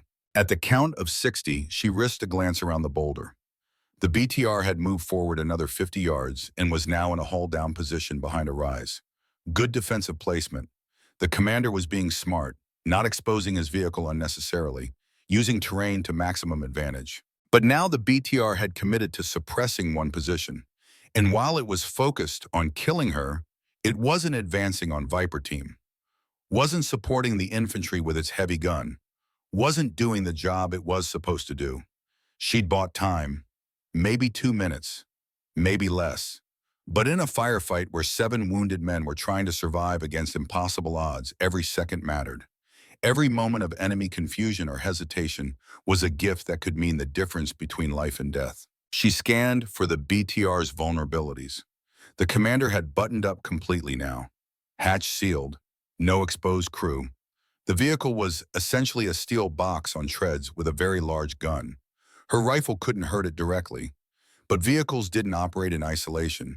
They needed support. They needed infantry to protect them from exactly the kind of threat she represented. And infantry could be killed. Kara shifted her attention to the dismounted soldiers advancing behind the armor. 20 or 30 men moving in squad formations, using the vehicles for cover. They were professionals. She could tell by the way they moved, the way they maintained spacing, the way they covered each other's movements. These weren't militia fighters. These were trained soldiers who understood combined arms tactics, which made them dangerous, but it also made them predictable. She identified a squad leader. He was directing his team's movement with hand signals, taking them forward in bounds, keeping them organized. Kill the leader in the squad would falter. That was basic infantry doctrine, and it was true across every army in every war ever fought. Kara waited until the squad leader was between covered positions, caught in the open for maybe 3 seconds as he moved from one boulder to the next. She fired. The squad leader went down. His team immediately took cover and started looking for threats. Without his direction, they were just individual soldiers trying to survive. The cohesion was broken. She repeated the process with another squad, then another. Targeting leaders, disrupting command and control, creating chaos in an enemy force that depended on coordination. It was the same tactic she'd used from the beginning, systematic, methodical, ruthlessly efficient. But it wasn't enough. For every man she killed, there were 5 more. For every squad she disrupted, there was another pushing forward. She was one person with a finite amount of ammunition fighting against an enemy force that kept getting reinforced. The mathematics hadn't changed. They were still impossible. She was still losing. She just needed to lose slowly enough that Viper Team could survive. 800 yards away, inside the depression where Viper Team had made their stand, Cole Hartley was having an argument with his conscience. The tactical situation was brutally clear. They were pinned down by superior forces. They were wounded, with Tyler barely conscious and David's arms shattered. They were running critically low on ammunition with Rachel down to her last belt and Doc completely out. They were surrounded by an enemy that had armor support and reinforcements. The smart move, the tactically sound move, the move that every manual and every training exercise said they should make, was to hunker down in their current position, conserve what little ammunition they had left, maintain defensive positions, wait for reinforcements while Guardian continued her one-woman war against an entire company. That was the move that gave Viper Team the best statistical chance of survival. That was the move any competent commander would make. That was the move Cole had made 100 times before in 100 different firefights across 3 decades of service. But it was also the move that left one woman alone on that ridge, taking fire from 50 enemy soldiers, while 7 men she'd risked everything to save did nothing to help her. And that simple fact was tearing Cole apart from the inside. He'd spent 30 years in uniform learning to make hard choices, learning to separate emotion from tactics, learning to do the math and accept the casualties that mathematics demanded. Good leaders, they'd taught him, didn't let sentiment cloud judgment. Good leaders made the choices that saved the most lives even when those choices felt wrong. James Wade had taught him something different, had shown him through example that sometimes the tactically correct choice was the morally wrong one. That some prices were too high to pay even if paying them made strategic sense. That the measure of a man wasn't in the missions he completed, but in the people he refused to abandon. Cole remembered the Iraqi desert, remembered being 23 years old and convinced he was going to die on that sand. Remembered James Wade organizing a defense that should have been impossible, carrying wounded Marines when he should have been running, standing between his men and an enemy company when every voice of reason screamed at him to scatter and save himself. He remembered Wade's words after the extraction, after they'd all made it out alive against all probability. Cole had asked him why. Why risk 12 lives for 2 wounded men? Why expose the entire team when doctrine said to scatter? Wade had looked at him with those steady eyes that had seen too much death and said something Cole had never forgotten. Son, they teach you tactics at officer school. They teach you how to read a map and call in fire support and move troops from point A to point B. That's important. You need to know that stuff. But what they don't teach you, what you can only learn by living it, is that tactics are just tools. They're not principles. The principle is simpler than any tactical manual ever written. We don't leave our people behind, ever. Not because it's tactically sound, not because it increases our chances of mission success. We don't leave people behind because the moment we do, the moment we start making those calculations, we stop being the good guys. We become the enemy, just wearing different uniforms. Cole had been a young lieutenant then, fresh from training, full of doctrine and theory. He thought Wade was being overly philosophical, letting emotion cloud his tactical judgment. It had taken Cole another 10 years and a dozen deployments to understand that Wade wasn't being emotional. He was being precise. He was identifying the one thing that separated warriors from murderers, the one principle that made all the sacrifice and violence and horror worth enduring. You protected your people, all of them, always, even when it was stupid, even when it was impossible, even when doing so might kill you. Because the alternative, the world where soldiers were just numbers on a tactical display and casualties were acceptable losses in service of mission objectives, that was a world Cole didn't want to live in. And now James Wade's daughter was on that ridge dying for the same principle her father had lived by. She'd abandoned her mission, risked her life, shed her blood to save 7 strangers, because that's what Guardians did. That's what the Wade family understood in their bones. Some things mattered more than safety. Some debts had to be repaid, even if repaying them was suicide. David Walsh crawled up beside him. His left arm was splinted and useless, but he still held his rifle with his right hand. Still had that look of stubborn determination that Cole had come to rely on over 10 years of combat. "I know what you're thinking," David said, "and it's crazy. Probably. We're wounded. Tyler's barely conscious. Maya's running out of medical supplies. Doc's completely out of ammunition. We're barely combat effective. I know. Going after Guardian means leaving this position, means exposing ourselves. Means we might all die trying to save someone who told us to stay put. I know that too." David was quiet for a moment, then he said, "James Wade saved your life in the Gulf. You ever tell me that whole story?" Cole shook his head. "Not the whole thing. Want to now?" Cole looked at his old friend, at the man who'd stood beside him through 4 deployments and a dozen firefights, at the one person in the world who might actually understand what he was feeling. "We were pinned by an Iraqi company, outnumbered, cut off. Every tactical manual said we should scatter, try to exfiltrate individually. Better to lose a few men than lose the whole element. That's what doctrine said. That's what any rational commander would have done. But Wade didn't. No, he organized a fighting withdrawal, kept us together, took fire from 3 directions while making sure every wounded man got extracted. Got me out when I was too shot up to walk on my own. He didn't leave anyone behind, not one person. And when I asked him later why he'd risked the whole team for a few casualties, you know what he said?" David waited. He said that numbers don't matter. Statistics don't matter. What matters is that when the sun goes down and you look at yourself in the mirror, you can live with the man looking back. He said leaving people behind was the kind of decision that ate at your soul forever. That some prices were too high to pay, even if paying them was tactically correct. "So you're going to do what Wade did. His daughter is up there dying because she chose to save us instead of running. She made that choice knowing it was suicide, knowing we're strangers, knowing she'd probably never make it out alive. She did it anyway because her father taught her that's what warriors do.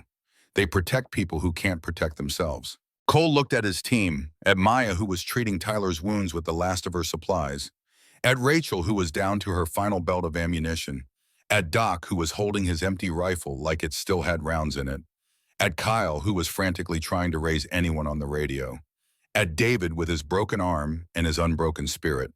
"We don't leave her up there alone. We don't repay her sacrifice by hiding in this hole while she bleeds for us.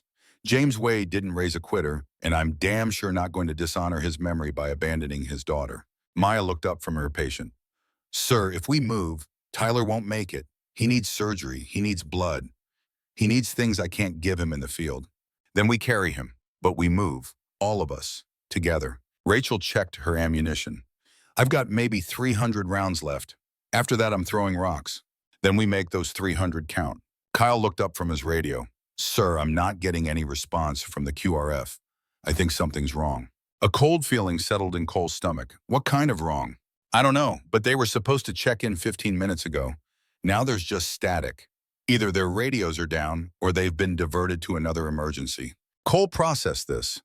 If the QRF wasn't coming, if the reinforcements they'd been counting on were delayed or redirected, then the timeline had just changed. They weren't holding for 90 minutes anymore. They were holding indefinitely, and indefinitely meant they were going to die in this depression unless they took action. "Then we definitely move. Guardian's been fighting alone for 30 minutes. She's wounded. She's probably running low on ammunition. She's been holding off an entire company by herself. If we're going to survive this, we need to help her, and we need to do it now." David stood up despite his injury. "Where are we going?" Cole pointed toward the ridge where muzzle flashes still occasionally lit the darkness. "We're going to that ridge. We're going to reinforce Guardian's position. We're going to make Hale fight on 2 fronts instead of 1, And we're going to show that woman that Americans don't leave each other behind, ever. That's a quarter mile of open ground under fire. Then we move fast. Rachel, you take point with the machine gun. Lay down suppressing fire on anything that moves. Doc, you and Maya carry Tyler. David, Kyle, you're with me on security. We move in bounds, cover and move, just like training. Questions? There were none. These were soldiers. They understood what was being asked. They understood the risks, and they understood that some things mattered more than safety. Tyler, barely conscious, grabbed Cole's sleeve. His voice was weak but clear. Don't get killed trying to save her, Sarge. She'd be pissed. Cole managed a smile. Then I'll try not to get killed. Hold on, kid. We're going to get you out of here. They moved out 5 minutes later. Rachel led with short bursts from her machine gun, forcing enemy heads down. The rest of the team followed in a staggered column, moving from cover to cover, never exposing more than 2 people at a time. Doc and Maya carried Tyler between them, moving as fast as the wounded man's condition allowed. They made it 200 yards before everything went wrong. Marcus Hale had anticipated this move, had counted on it, in fact. He knew Cole Hartley's reputation, knew the man was too honorable, too stubborn, too old school to leave someone behind. Hale had positioned a blocking force specifically to catch Viper team if they tried to reinforce the sniper. The ambush came from both flanks simultaneously. Automatic weapons fire erupted from positions Cole hadn't spotted. His team dove for cover, but there wasn't much cover available. They were caught in a kill zone, exactly where Hale wanted them. Rachel returned fire, but her ammunition was already running low. Doc and Maya tried to shield Tyler with their own bodies. David fired one-handed, his broken arm making every shot an exercise in pain management. Kyle was on the radio screaming for help that wasn't coming. They were dying, slowly, inevitably, and there wasn't a damn thing Cole could do about it. Then he heard a sound he recognized, the sharp crack of a precision rifle firing from an elevated position. One of the ambushers went down, then another, then a third. Guardian had spotted their movement, had seen the ambush developing, and she was engaging. But engaging the ambush meant she was exposing herself, meant she was drawing fire away from her covered position to save people she barely knew. It was the same choice she'd made 30 minutes ago when she'd answered their beacon, the same choice her father had made 30 years ago in a different desert. The choice to stand when standing meant dying. Kara saw Viper team moving across open ground and immediately understood what they were trying to do. They were attempting to reach her position, to reinforce her, to turn this into a two-sided fight instead of a one-sided slaughter. It was tactically insane. It was emotionally overwhelming. It was exactly what her father would have done. And they were about to die for it because Hale had set a trap. She watched enemy soldiers rise from concealed positions on both flanks of Viper's route. Watch them open fire. Watch Cole's team dive for inadequate cover. The whole scene played out through her scope like a slow-motion nightmare. She had maybe 5 seconds to make a decision that would define the rest of her life, however long that turned out to be. Stay hidden, keep shooting from cover, maximize her survival while Viper team got torn apart, or stand up. Draw every enemy gun toward her. Give Cole's team a chance to escape the kill zone. Kara thought about her father, about Ryan, about the code they'd lived by, about what it meant to be a guardian, about the promise she'd made at her father's deathbed to make things right, about the fact that 7 men down in that kill zone were about to die because they'd tried to help her. Then she stood up. She rose to her full height on that exposed ridgeline, silhouetted against the slightly lighter sky, completely visible to every enemy soldier within 500 yards. The most obvious target on the battlefield. The kind of target snipers spent careers trying to create and never got. And she didn't care. Her father's rifle came to her shoulder in one smooth motion. The motion she'd practiced 10,000 times. The motion that was as natural as breathing. She found her first target through the scope, an enemy squad leader directing fire at Viper's position. She worked the bolt and fired. Worked the bolt and fired. Worked the bolt and fired. She wasn't taking careful shots now. Wasn't doing the mathematics of wind and distance and all the technical factors that made precision shooting an art form. She was just shooting. Finding targets, killing them, moving to the next one. Fast, aggressive. The kind of shooting that abandoned concealment in favor of volume and shock. Every round found flesh. Every trigger pull meant one less enemy soldier shooting at Cole's team. Every dead man was a small victory in a battle that couldn't be won, but could be fought. She cycled through her magazine with mechanical efficiency, dropped the empty, slammed in her last spare, kept shooting. The enemy response was immediate and overwhelming. It was like kicking a hornet's nest. Every weapon on the battlefield swung toward her. Rifles cracked. Machine guns roared. Someone fired a rocket-propelled grenade that sailed over her head and exploded against the cliff behind her. The shockwave nearly knocked her down, but she kept her feet, kept shooting. The air around her became a solid wall of bullets. She could hear them, dozens of them, hundreds of them, a swarm of supersonic metal all trying to find her flesh. Rounds cracked past her head so close, she felt the pressure waves, impacted the rocks at her feet and sent stone chips flying, tore through her pack and destroyed the equipment strapped to it. She kept shooting, kept standing, kept being the biggest, loudest, most threatening target on the mountain, because as long as every enemy gun was pointed at her, they weren't pointed at Viper Team. As long as she was drawing fire, 7 wounded Americans had a chance to break contact and reach cover. A bullet grazed her right thigh. She felt it tear through muscle and exit the other side. The leg buckled, but she locked her knee and stayed upright. Worked the bolt, fired, found another target. Another round took a chunk out of her left forearm. She felt the impact, felt warm blood running down to her hand, felt her grip on the rifle falter for just a second before training, and Will forced her fingers to close around the stock again. Worked the bolt, fired, kept fighting. Something hit her vest with enough force to crack ribs. The armor stopped the bullet, but the kinetic energy still transferred. Still felt like being hit with a baseball bat swung by someone who wanted her dead. The air left her lungs, her vision tunneled.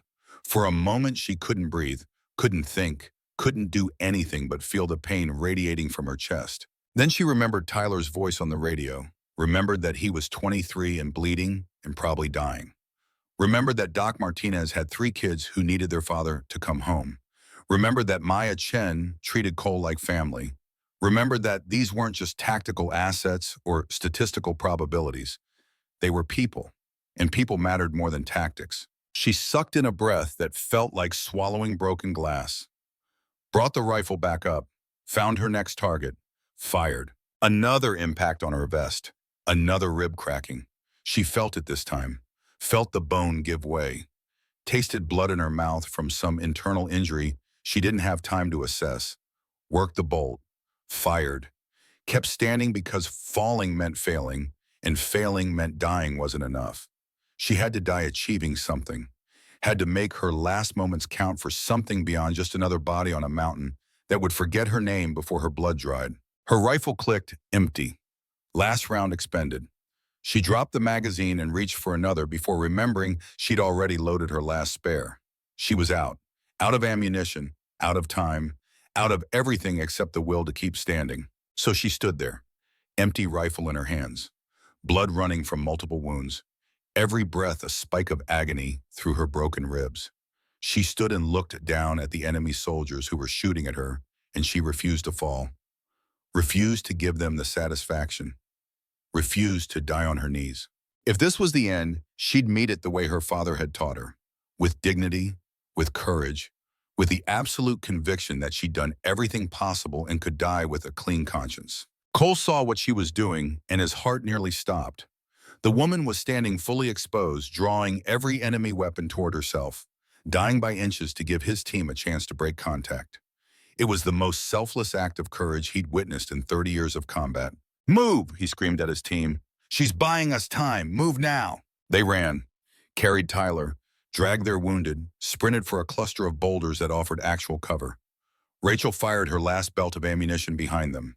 David shot one-handed until his rifle clicked empty. They made it to cover through nothing but desperate speed and Guardian sacrifice. Cole looked back at the ridge. Guardian was still standing, still shooting, still defying every law of probability and warfare. But she was hit. He could see that even from here. Could see the way she was favoring her left side. Could see blood on her uniform. Could see that she was running on pure will and nothing else. "Cover her," he ordered. His team opened fire on the enemy positions. It wasn't much. They were low on ammunition and combat effectiveness. But it was something. It meant Guardian wasn't alone anymore. Kara felt the change in the battle, felt enemy fire slacken slightly as they had to divide their attention between her and the new threat from Viper's position. She used the respite to drop behind cover and assess her condition. She'd been hit at least 4 times. Once in the thigh, a through and through that had probably missed the femoral artery by millimeters.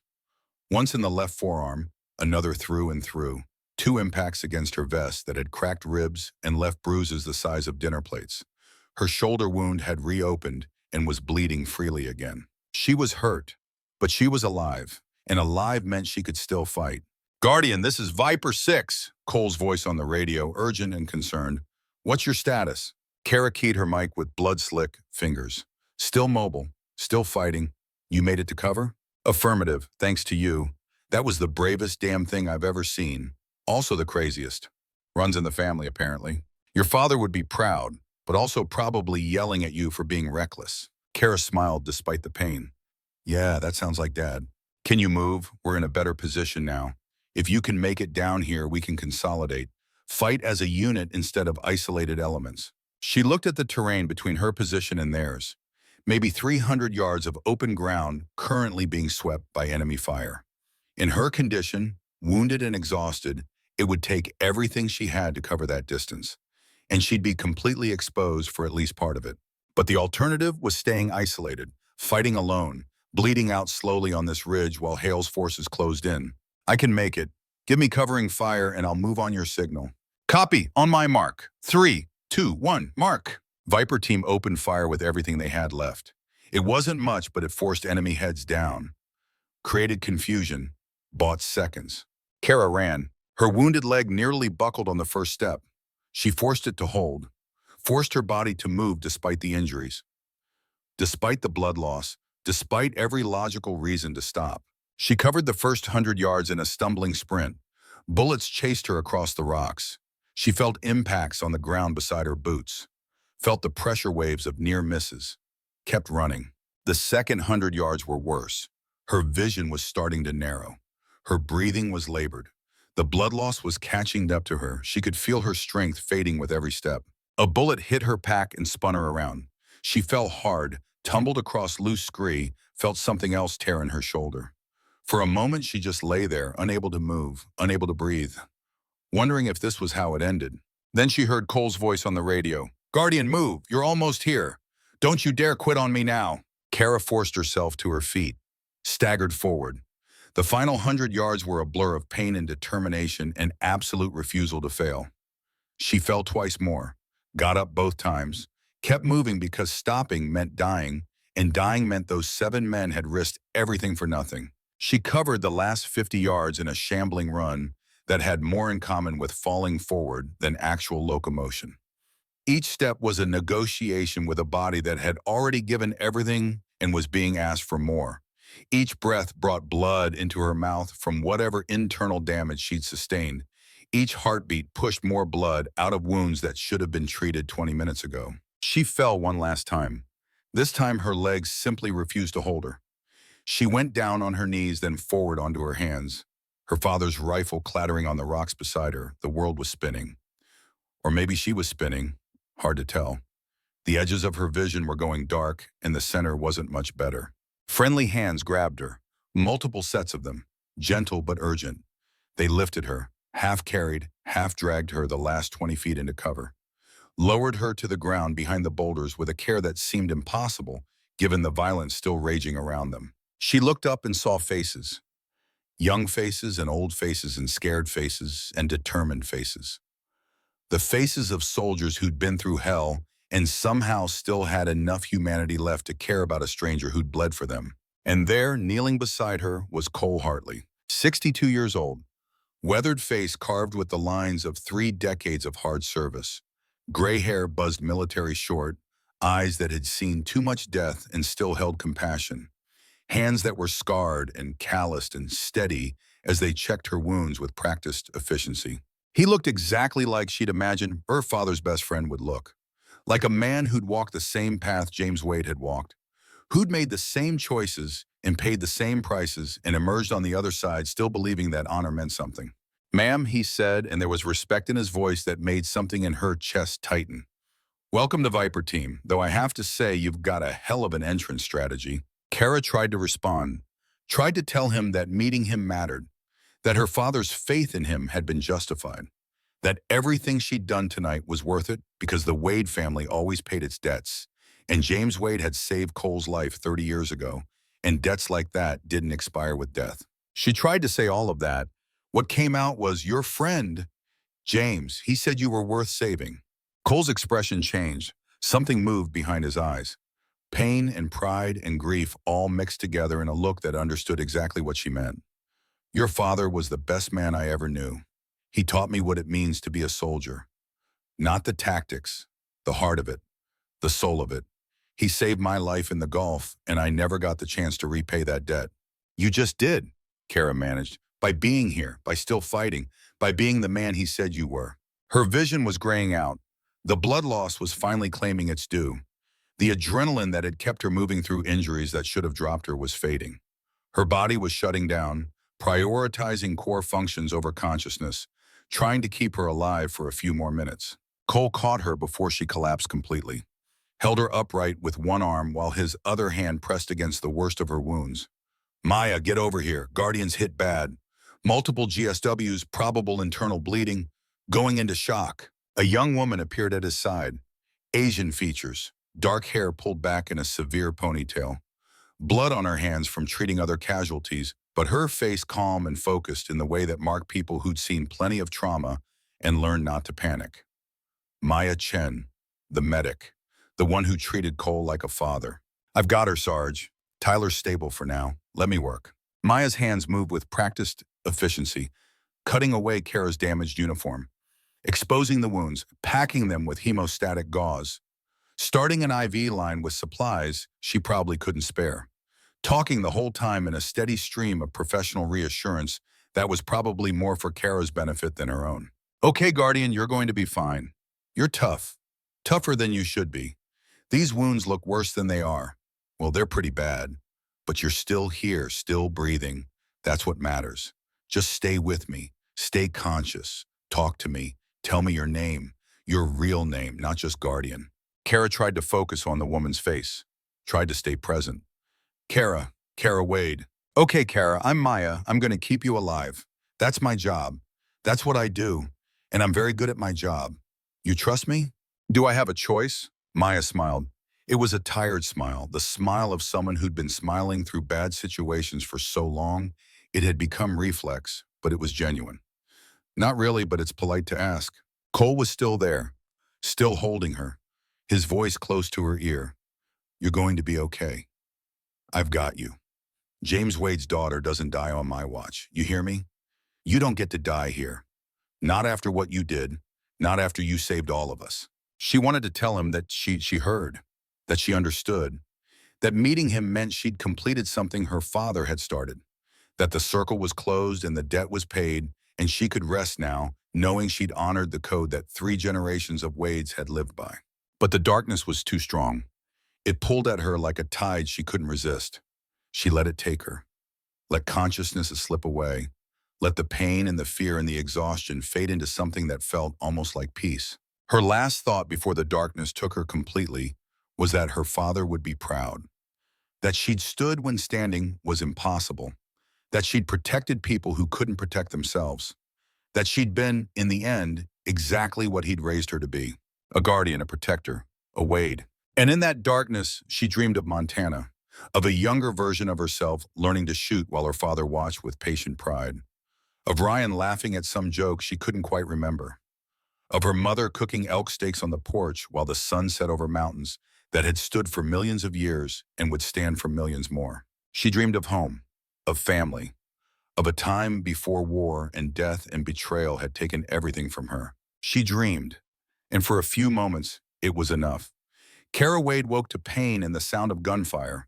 Both were familiar companions by now. Both told her she was still alive, still in the fight, still needed. The pain meant nerve endings were functioning, which meant she wasn't paralyzed or in shock severe enough to shut down sensation. The gunfire meant the battle wasn't over, which meant there was still work to do, still people to protect, still a mission that demanded she get up and keep fighting no matter what her body told her. She took inventory with the clinical detachment that training had burned into her reflexes.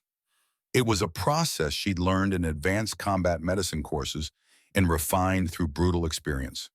Start at the head and work down. Mental clarity, check. Vision blurry but functional. Hearing intact despite the ringing from the sustained gunfire. Neck and spine mobile without the grinding sensation that indicated fractures. Torso was the problem. 2 broken ribs on the right side from bullet impacts against her vest. Another cracked on the left from the fall. Each breath brought sharp pain that radiated around her chest like bands of fire. Possible internal bleeding, but probably minor or she'd already be dead. The IV line someone had started was delivering fluids and probably antibiotics. Good battlefield medicine. Upper extremities showed multiple lacerations and contusions. The gunshot wound to her left forearm had been properly dressed with hemostatic gauze and pressure bandages. Range of motion limited by pain and swelling, but the hand still worked. That mattered.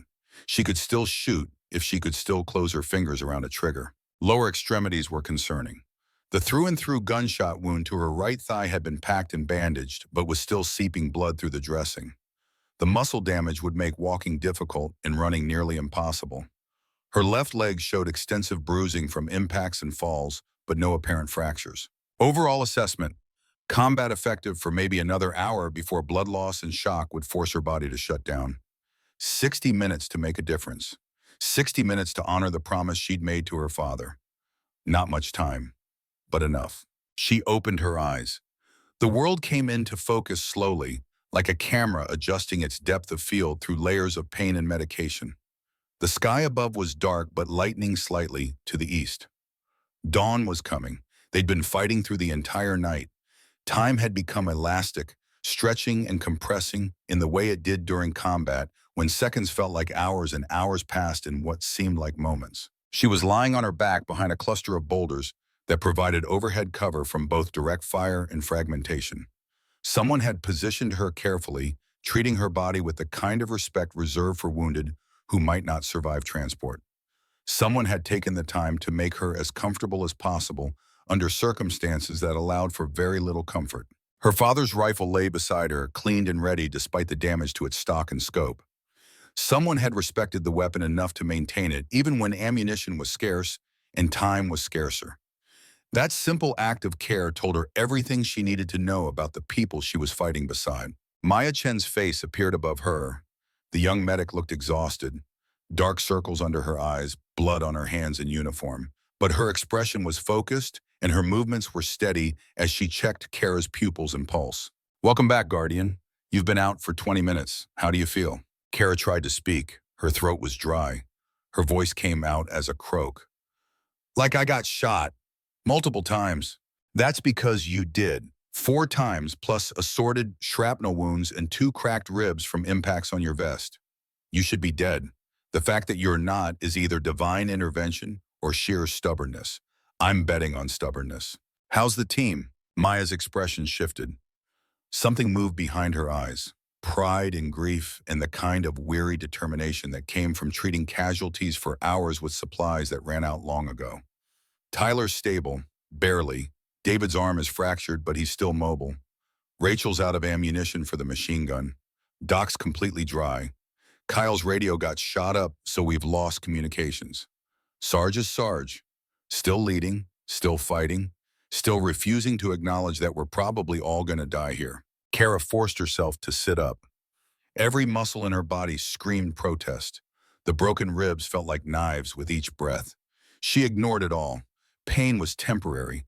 Death was permanent. And she wasn't dead yet, which meant there was still work to do.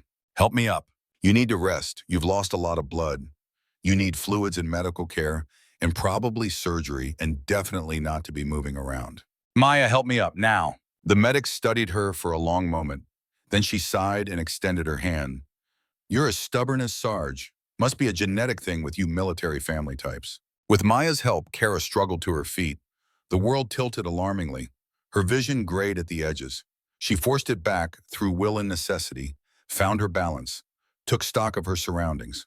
They were in a better defensive position than the depression where Viper Team had been trapped.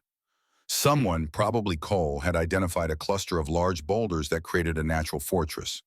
Multiple approaches were covered. There was defilade from direct fire and overhead cover from airburst munitions. It was the kind of position that good infantry could hold against superior numbers. For a while, Cole Hartley was positioned at the forward edge, rifle to shoulder, scanning for threats. David Walsh lay beside him, his broken arm splinted and bound to his chest.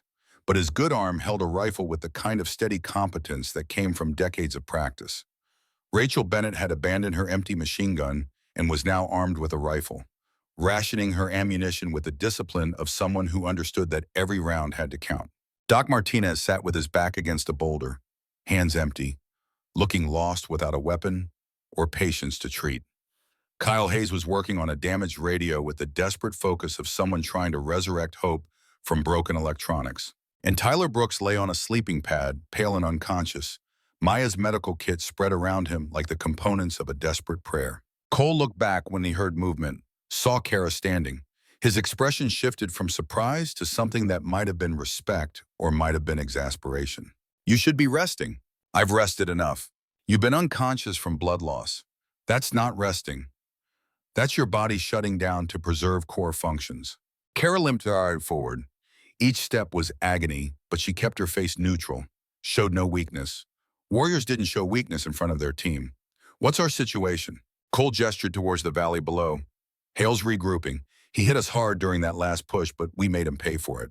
Casualties on both sides. He's pulled back to assess and reorganize. I estimate he's got maybe 40 men left, plus that BTR and one functional APC. We're down to 6 combat effective personnel, if I'm generous, and count you, despite the fact that you can barely stand. 7 I can still shoot." "With what?" "Your rifle's out of ammunition. We're all running on fumes. Rachel's got maybe 50 rounds left. David's got less than that. I'm down to 1 magazine in my sidearm. We've got no machine gun, no grenades, no heavy weapons, and no way to call for help since Kyle's radio is scrap." Kara absorbed this. The tactical mathematics were worse than she'd thought. "What about the QRF?" "Diverted to another emergency. We're on our own. No rescue coming. No air support possible in this weather. No artillery support in range. Just us and whatever we can do with what we have left." "How long can we hold?" Cole was quiet for a moment. When he spoke, his voice carried the weight of 3 decades of combat experience and the brutal honesty of a man who'd made too many last stands to lie about the odds. "Against a determined assault with armor support? Maybe 20 minutes. Maybe less if Hale commits everything at once. We're in a good position, but good positions don't matter when the enemy has a 14.5 millimeter cannon and you're armed with rifles." Kara looked at the faces of Viper Team. Young faces and old faces. Scared faces trying to be brave. Wounded men who should be in hospitals, but were instead preparing to make a final stand in these godforsaken mountains. She thought about her father, about Ryan, about the code that had defined 3 generations of Wades. "We don't abandon our people. We fight. We protect. We stand. Then we make those 20 minutes count." Cole nodded slowly. "Your father said something similar once, right before he did something impossible that somehow worked out." "Tell me about it." "Another time. Right now we need to prepare for what's coming." He raised his voice so the whole team could hear. "Listen up. Hale's going to hit us with everything he has. When he comes, it's going to be fast and it's going to be overwhelming. Our job is simple. Make them pay for every inch. Make them remember this position. Make them earn it." David spoke up from his position, his voice steady despite the pain he must be feeling. "One last fight, old friend. Couldn't ask for better company." Rachel checked her rifle. "If we die together. Nobody faces this alone." Doc stood and picked up a rifle that someone had scavenged. "I'm a medic, but I know which end the bullets come out. Point me at the enemy." Kyle looked up from his broken radio. "I got nothing, Sarge. Radio's dead. Can't even get static. We're completely cut off. Then we fight without communications. We've got line of sight to each other. Hand signals and common sense. It's how infantry has operated for thousands of years. We'll manage." Kara felt something shift in the air, a sense of unity forming under pressure. These men had been strangers to her 2 hours ago. Now they were brothers. Now they were family. The kind of family that forms when people face death together and choose to stand rather than run. She limped over to where her pack had been placed. Someone had recovered it despite the damage. The rifle case was still attached. She opened it and pulled out her father's weapon. The stock was cracked from bullet impacts. The scope had been shattered. But the barrel was intact and the action still worked. She had 4 rounds left in her pocket, 4 bullets against 40 enemies. Her father's voice echoed in her memory. Make every shot count. Honor the weapon. Honor the target. Honor yourself. She loaded the 4 rounds into the magazine, worked the bolt, chambered the first round. The mechanical precision of the action centered her the way it always had. Breathing slowed, heart rate dropped, pain faded to background noise. She became the weapon. Cold, focused, ready. Cole watched her prepare and saw something that made him understand why James Wade had been so proud of his daughter. This wasn't a woman who'd given up. This was a warrior who'd found her second wind and was preparing to spend it making the enemy regret every choice that had led them to this mountain. I've got something for you, he said quietly. He pulled out a set of dog tags from his pocket. They were old, scratched and worn from 6 months of Kara carrying them everywhere she went. The metal was tarnished with age and exposure, and the particular patina that came from being handled repeatedly by someone who needed the tactile connection to a lost loved one. But the name stamped into them was clear, etched deep enough that time and wear hadn't eroded the letters. Staff Sergeant Ryan Wade, blood type O positive, no religious preference. Simple information that represented a whole life. A brother, a soldier, a man who'd believed in something larger than himself and died because someone he trusted had betrayed that belief. I took these from your pack while you were unconscious, Cole said. Maya said they were your brothers. I wanted to ask permission before I did this, but you were busy being dead, or close enough that the distinction didn't much matter. Would you mind if I kept them just for this fight, just until it's over? James gave me something once that I've carried for 30 years. A promise. He promised that I'd never be alone as long as his family lived. Carrying his son's tags feels like keeping that promise alive, like honoring the debt I owe. But they're yours. They're all you have left of him. So if you want them back, I understand. Kara looked at the tags dangling from Cole's scarred fingers. She'd taken them from Ryan's body after the military had released it for burial, had cleaned the blood from them with her own hands, had worn them every day since, feeling the weight of them against her chest, the constant reminder of what she'd lost and what she'd sworn to avenge. They were precious, irreplaceable, the last physical connection to her brother. For 6 months they'd been her talisman, her anchor, the thing that kept her focused when grief threatened to overwhelm her.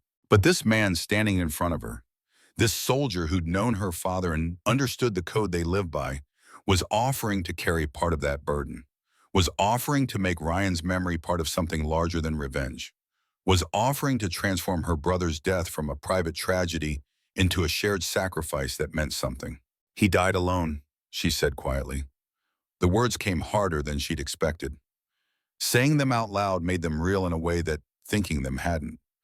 Ambushed with 7 other good men, betrayed by someone they trusted, someone who was supposed to protect them. Marcus Hale was their commander, their leader, and he sold them out for money, set them up to die so he could cover his tracks and keep selling American secrets to whoever would pay. She paused, swallowed against the tightness in her throat. Ryan's last words over the radio were Hale's name. He understood what was happening in his final seconds, understood that he'd been betrayed, that his team had been sacrificed, that they were dying because of greed and corruption. That's what I can't forgive, not the death itself. Soldiers die. That's the nature of the profession we choose. But dying because someone you trusted sold you out, dying alone in some godforsaken valley knowing that your commander set you up, that's different. That's betrayal at a level that makes my blood burn. Cole nodded slowly. His eyes held understanding born from his own experiences with betrayal and loss.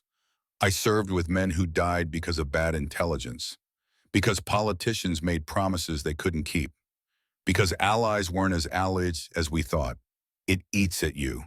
The knowledge that their deaths could have been prevented, that someone's mistakes or corruption or cowardice cost good men their lives.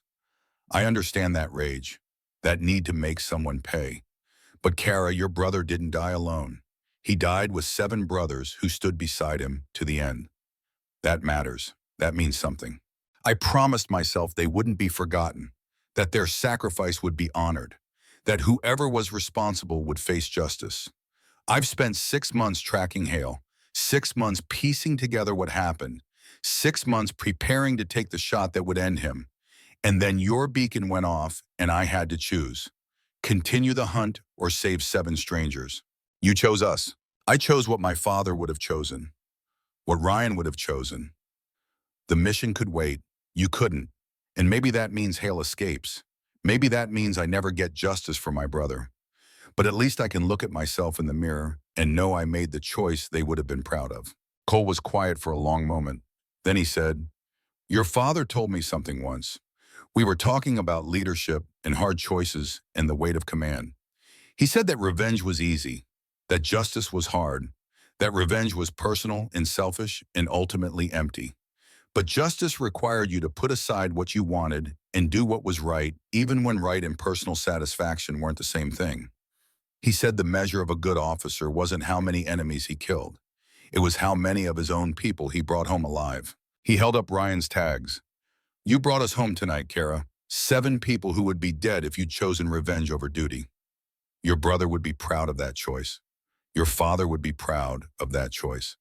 And I'd be honored to carry these tags for the rest of this fight. Not as a replacement for you, not as someone trying to take your place, but as someone who recognizes that Ryan Wade died serving something larger than himself. And that legacy deserves to be carried by people who understand what it means." Kara felt her eyes burn. She'd cried at the funeral, had cried alone in her apartment when the grief became too much. But she'd sworn not to cry in front of other soldiers. Crying was weakness, and warriors couldn't afford weakness. But Cole's words had cut through her defenses and found the raw wound that 6 months hadn't healed. She handed him the tags, watched as he placed them around his neck beside his own. The metal clinked softly. 2 sets of dog tags worn by one soldier, 2 men's legacies carried by someone who understood their weight. Then Cole did something that surprised her. He took off his own tags and handed them to her. "Fair trade. You carry mine. I carry your brother's. That way, if either of us doesn't make it out of here, someone survives to tell the story. Someone remembers. Someone makes sure the families know that their soldiers died with honor beside people who gave a damn. Deal?" Kara took the tags. They were warm from his body heat, solid, real, the metal worn smooth in places from 30 years of wear. She read the information stamped into them. Cole Hartley, blood type A positive, Catholic. The simple facts of a complex life. She placed them around her neck, felt the unfamiliar weight settle against her chest beside her own tags. 2 sets now, hers and Cole's. Ryan's carried by the man her father had saved. A circle of connection that spanned generations and deserts and the years between. "Deal," she said. The moment was broken by the sound of engines. Diesel engines, growing louder, coming closer. The enemy was moving. Cole's expression hardened. "Positions, whatever's coming, we face it together." The team moved with a smooth coordination of people who'd worked together long enough to trust each other's competence. David took the left flank despite his broken arm. Rachel took the right. Doc positioned himself to provide supporting fire wherever it was needed. Kyle, weaponless but determined, prepared to act as spotter and ammunition runner. And Kara, wounded and running on fumes and fury, found a position that gave her a clear view of the approaches. 4 rounds, 4 chances, she'd make them count. The BTR appeared first, rolling toward them with mechanical inevitability. Its cannon traversed back and forth, searching for targets. Behind it came the dismounted infantry, 40 men moving in squad formations, professional, disciplined, overwhelming. And somewhere among them, directing the assault, was Marcus Hale, the traitor, the murderer, the man who'd killed Ryan and 7 others and would kill 7 more tonight if Kara didn't stop him. But first she had to survive. The BTR stopped at 800 yards, hull down behind a rise. Only the turret was visible. The commander's hatch was sealed. No exposed crew, just steel and machinery, and a very large gun pointed at their position. Then Hale's voice came over a loudspeaker, amplified, clear, carrying across the battlefield with the kind of casual authority that made Kara's blood boil. "Kara Wade, Cole Hartley, I'm offering one final deal. You 2 surrender. Walk out with your hands up. I let the rest of your team go. They extract Tyler Brooks, get him medical attention, go home to their families. Nobody else has to die tonight. Just 2 people trading their lives for 7. That's good mathematics. That's the kind of tactical decision I taught you to make, Kara. the cold calculation that saves the most lives. Cole keyed his radio to the same frequency. His voice was steady, calm, absolutely uncompromising. We don't negotiate with traitors. You murdered American soldiers. You betrayed your oath. You sold out your country for money. There's no deal we'd accept from you. Come and take us, if you can. But understand that we're going to make you bleed for every inch. Hale's laugh crackled over the speaker. Brave words from a dead man. You're outgunned, outnumbered, out of options. This is over, Cole. You know it. I know it. Stop wasting lives on a lost cause. Every cause is lost if you quit. We're not quitting. Then watch them die. I'm a generous man, so I'll start with the youngest. Tyler Brooks, right? 23 years old. First deployment. His mother sends care packages. Probably waiting at home right now, wondering when her boy's coming back. Too bad he's not. Sniper, you have the target? Kara's blood turned to ice. She scanned the battlefield through her damaged scope, searching for Hale's sniper, searching for the threat. There, on a ridge 600 yards south, prone position. Rifle aimed toward their position. She could just barely make out the silhouette. The sniper was aiming at Tyler's location. Cole saw it too. Everyone get down. Cover Tyler. Doc threw himself across Tyler's unconscious form. Maya tried to pull the wounded soldier deeper into cover, but there wasn't enough cover. Wasn't enough time. The angle was wrong and the sniper had the shot, and Tyler was about to die because Hale was a monster who targeted wounded men to make a point. Kara didn't think, didn't calculate, didn't do any of the careful planning that snipers were supposed to do. She just moved, threw herself sideways, placed her body between Tyler and the incoming bullet, became a shield made of flesh and determination, an absolute refusal to let another young soldier die on her watch. The bullet hit her vest, center mass, exactly where her heart would be if not for the ceramic plate that stopped rifle rounds. The impact lifted her off her feet, slammed her backward into the rocks, drove the air from her lungs, and sent white-hot agony through ribs that were already broken. She lay there, unable to breathe, unable to move, drowning in pain that was beyond anything she'd experienced in a lifetime of hard living. This was what dying felt like. This was the moment when the body gave up and the spirit had to decide whether to fight or surrender. Cole was there in seconds, dragging her to cover, checking her vitals. Kara, stay with me! Medic! Maya, get over here! Maya appeared, her face pale. She took a round to the vest. Ceramic plate stopped it, but the impact probably broke more ribs. She can't keep taking hits like this. Her body's going to shut down. Kara gasped for air, felt like drowning on dry land, finally managed to draw a breath that felt like swallowing broken glass. Tyler? Alive, you saved him, you crazy, brave, stupid woman. You saved him. Good. Each word was agony. That's what guardians do. Cole gripped her shoulder. His face was close to hers. His eyes held something fierce. You don't get to die. You hear me? Your father didn't raise a quitter, and I'm not watching James Wade's daughter give up. You fight. You stay alive. That's an order. Not your soldier. You are now. You became Viper Team the moment you answered that beacon. And Viper Team doesn't abandon each other. So you fight, you live, and when this is over, you're going to tell me every story about your father that I never got to hear. Deal? Kara wanted to argue, wanted to tell him that some wounds were too much and some fights were already lost, and sometimes brave people died despite everyone's best efforts. But the look in his eyes stopped her. This was a man who'd spent 30 years refusing to accept the unacceptable, who'd stood when standing was impossible, who'd saved people who should have died because he was too stubborn to let the mathematics of war dictate outcomes. He was her father's friend, her father's brother, and he was asking her to be as stubborn as they'd been. Deal. The word came out as barely a whisper, but it was enough. Cole nodded and turned back to the defensive perimeter. Hale, you missed. Want to try again, or are we done with the dramatic gestures? Hale's response was immediate. I don't miss. That was a message. Next time I won't aim for the vest. Enjoy your last moments together, because here we come. The BTR's engine roared. The vehicle lurched forward. Behind it, 40 infantry began their assault. This was it. The final push.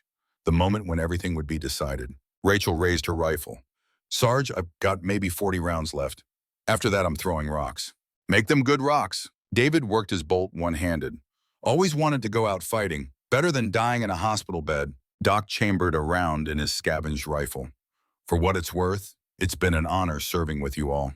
Kyle picked up a rifle from a fallen enemy. I don't really know how to shoot this thing, but I'll figure it out. Cole looked at his team, at the people who'd become more than soldiers, more than subordinates. They'd become family in the way that only shared trauma could create. He saw David Walsh, 42 years old, who should have been home with his wife and two daughters, but had instead chosen to stay in uniform for one more deployment because good leaders were needed, and David was one of the best. The broken arm had to be excruciating, but David's face showed nothing except steady determination and the dry humor that had gotten them through a dozen bad situations. David caught his eye and spoke quietly. One last fight, old friend. Remember when we said we'd retire together, fish that lake in Tennessee, drink beer and tell lies about the good old days? I remember. Seems like that might not happen. Seems like. You regret it? Staying in one more deployment when we could have been gone? Cole thought about that. Thought about the choices that had led him here, the extensions he'd signed, the missions he'd accepted, the young soldiers he'd trained and led and brought home alive when other commanders would have lost them. No, I don't regret it. This is who we are. This is what we do, and if it ends here, at least it ends doing something that matters. David nodded slowly. Your father would have said the same thing. He was regular Army, served in multiple conflicts, taught me that the uniform meant something. That service was its own reward. I used to think that was old-fashioned nonsense. Now I think he was right.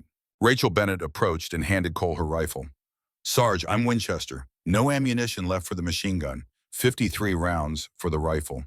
After that, I'm down to harsh language and rocks. Make those 53 rounds count, Bennett. You've been doing that since we got here. Yes, Sergeant. She hesitated, then added, Sir, I want you to know that serving under you has been the highlight of my military career.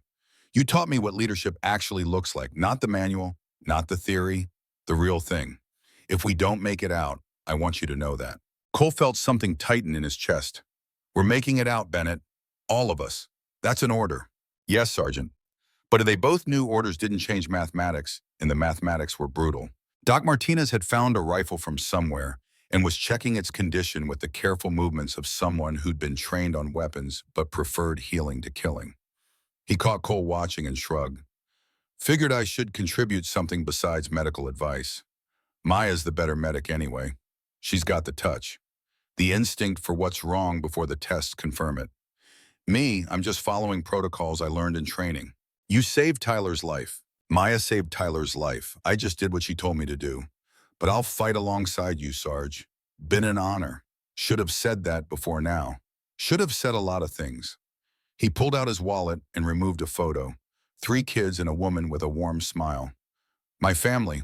If I don't make it, someone needs to tell them. Tell them I was thinking about them at the end.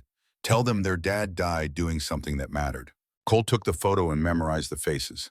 I'll tell them, but you're going to tell them yourself. You're going home, Doc. That's not negotiable. Kyle Hayes looked up from the destroyed radio he'd been trying desperately to fix for the past hour. His hands were cut and bleeding from working with sharp edges in the dark. His face showed the particular despair that came from being the communications specialist when communications had completely failed. Sarge, I can't get this thing working. I've tried everything. The receiver's destroyed, the transmitter's shorted out. Even if I could fix the hardware, we've got no antenna. I'm useless. I can't help. You're not useless. You're a soldier. Soldiers adapt. Pick up that rifle. You know how to shoot? Qualified? On the range. Barely. I'm a comm guy, not infantry. Tonight, you're infantry. Tonight, we're all infantry.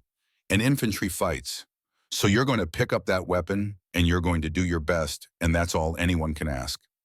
Cole gripped the young man's shoulder. Your first deployment. Hell of an introduction to the life. But you're doing fine. You're here. You're standing. That's enough. Kyle nodded, not trusting his voice. Picked up the rifle, checked the magazine with shaking hands, took his position.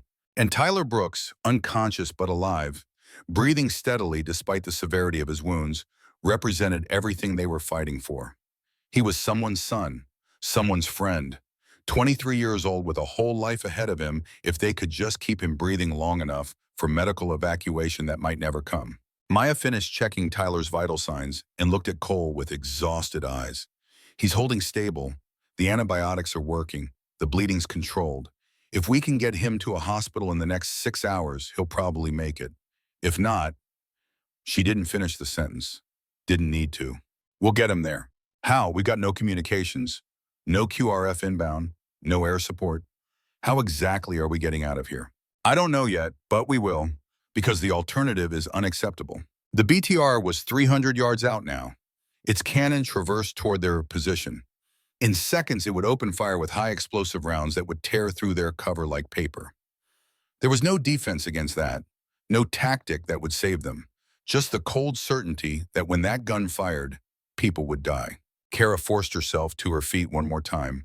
Her body was done, finished, operating on nothing but will and rage and the promise she'd made to her father. She picked up his rifle. 4 rounds, 4 chances. Not enough to stop 40 men and a BTR, but enough to make a statement. She looked at Cole, at this man her father had saved, at this soldier who'd repaid that debt by standing beside her, by refusing to leave her behind, by making her part of something larger than revenge. Get them behind that boulder. Give me 30 seconds. Cole's expression was pure disbelief. Kara, no, you can barely stand. You can't. My father's daughter, trust me. She didn't wait for permission, didn't wait for approval, didn't waste time explaining what she was about to do because explanations required time they didn't have and would only give people the opportunity to stop her. Just started walking toward the enemy, toward the BTR, toward Marcus Hale and 40 soldiers and the kind of certain death that most people spent their lives avoiding. Each step was measured, deliberate, the walk of someone who'd made peace with dying but refused to die quietly or easily or without extracting a price that would be remembered. Her right leg threatened to buckle with every stride. The thigh wound had damaged muscle and probably nicked tendons. Walking on it was agony. Running would be impossible. But walking was enough. Walking would get her where she needed to be. Her broken ribs ground against each other with every breath. The pain was exquisite, sharp and focused, and utterly impossible to ignore. She embraced it. Let it sharpen her focus. Let it remind her that she was still alive, still capable of action, still able to make choices that mattered. Pain was just sensation. Sensation was just information. And information could be processed and filed away and ignored when more important things demanded attention. Behind her, she heard Cole's anguished shout, "Guardian, no!" The sound carried across the battlefield. Desperate, commanding, the voice of a man who'd spent 30 years keeping people alive and couldn't bear to watch another one die. She understood that desperation, had felt it herself when Ryan was killed, when her father succumbed to cancer, when Tyler took that bullet meant for him. The desperate need to protect, to save, to prevent death from taking one more person you cared about. But some deaths couldn't be prevented. Some sacrifices had to be made. Some battles required someone to stand in the gap between the darkness and the light and hold that line no matter the cost. She heard Maya scream her name, heard David curse with the colorful profanity of a career soldier who'd run out of polite words for impossible situations, heard the whole team trying to stop her, trying to save her from herself, trying to prevent the sacrifice she was determined to make. She didn't stop, didn't look back.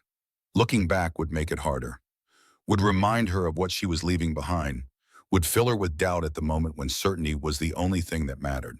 She kept her eyes forward, kept her focus on the target, kept walking toward death with the same steady determination her father had taught her on Montana mountainsides when she was learning to stalk elk. The hunter becomes the hunted.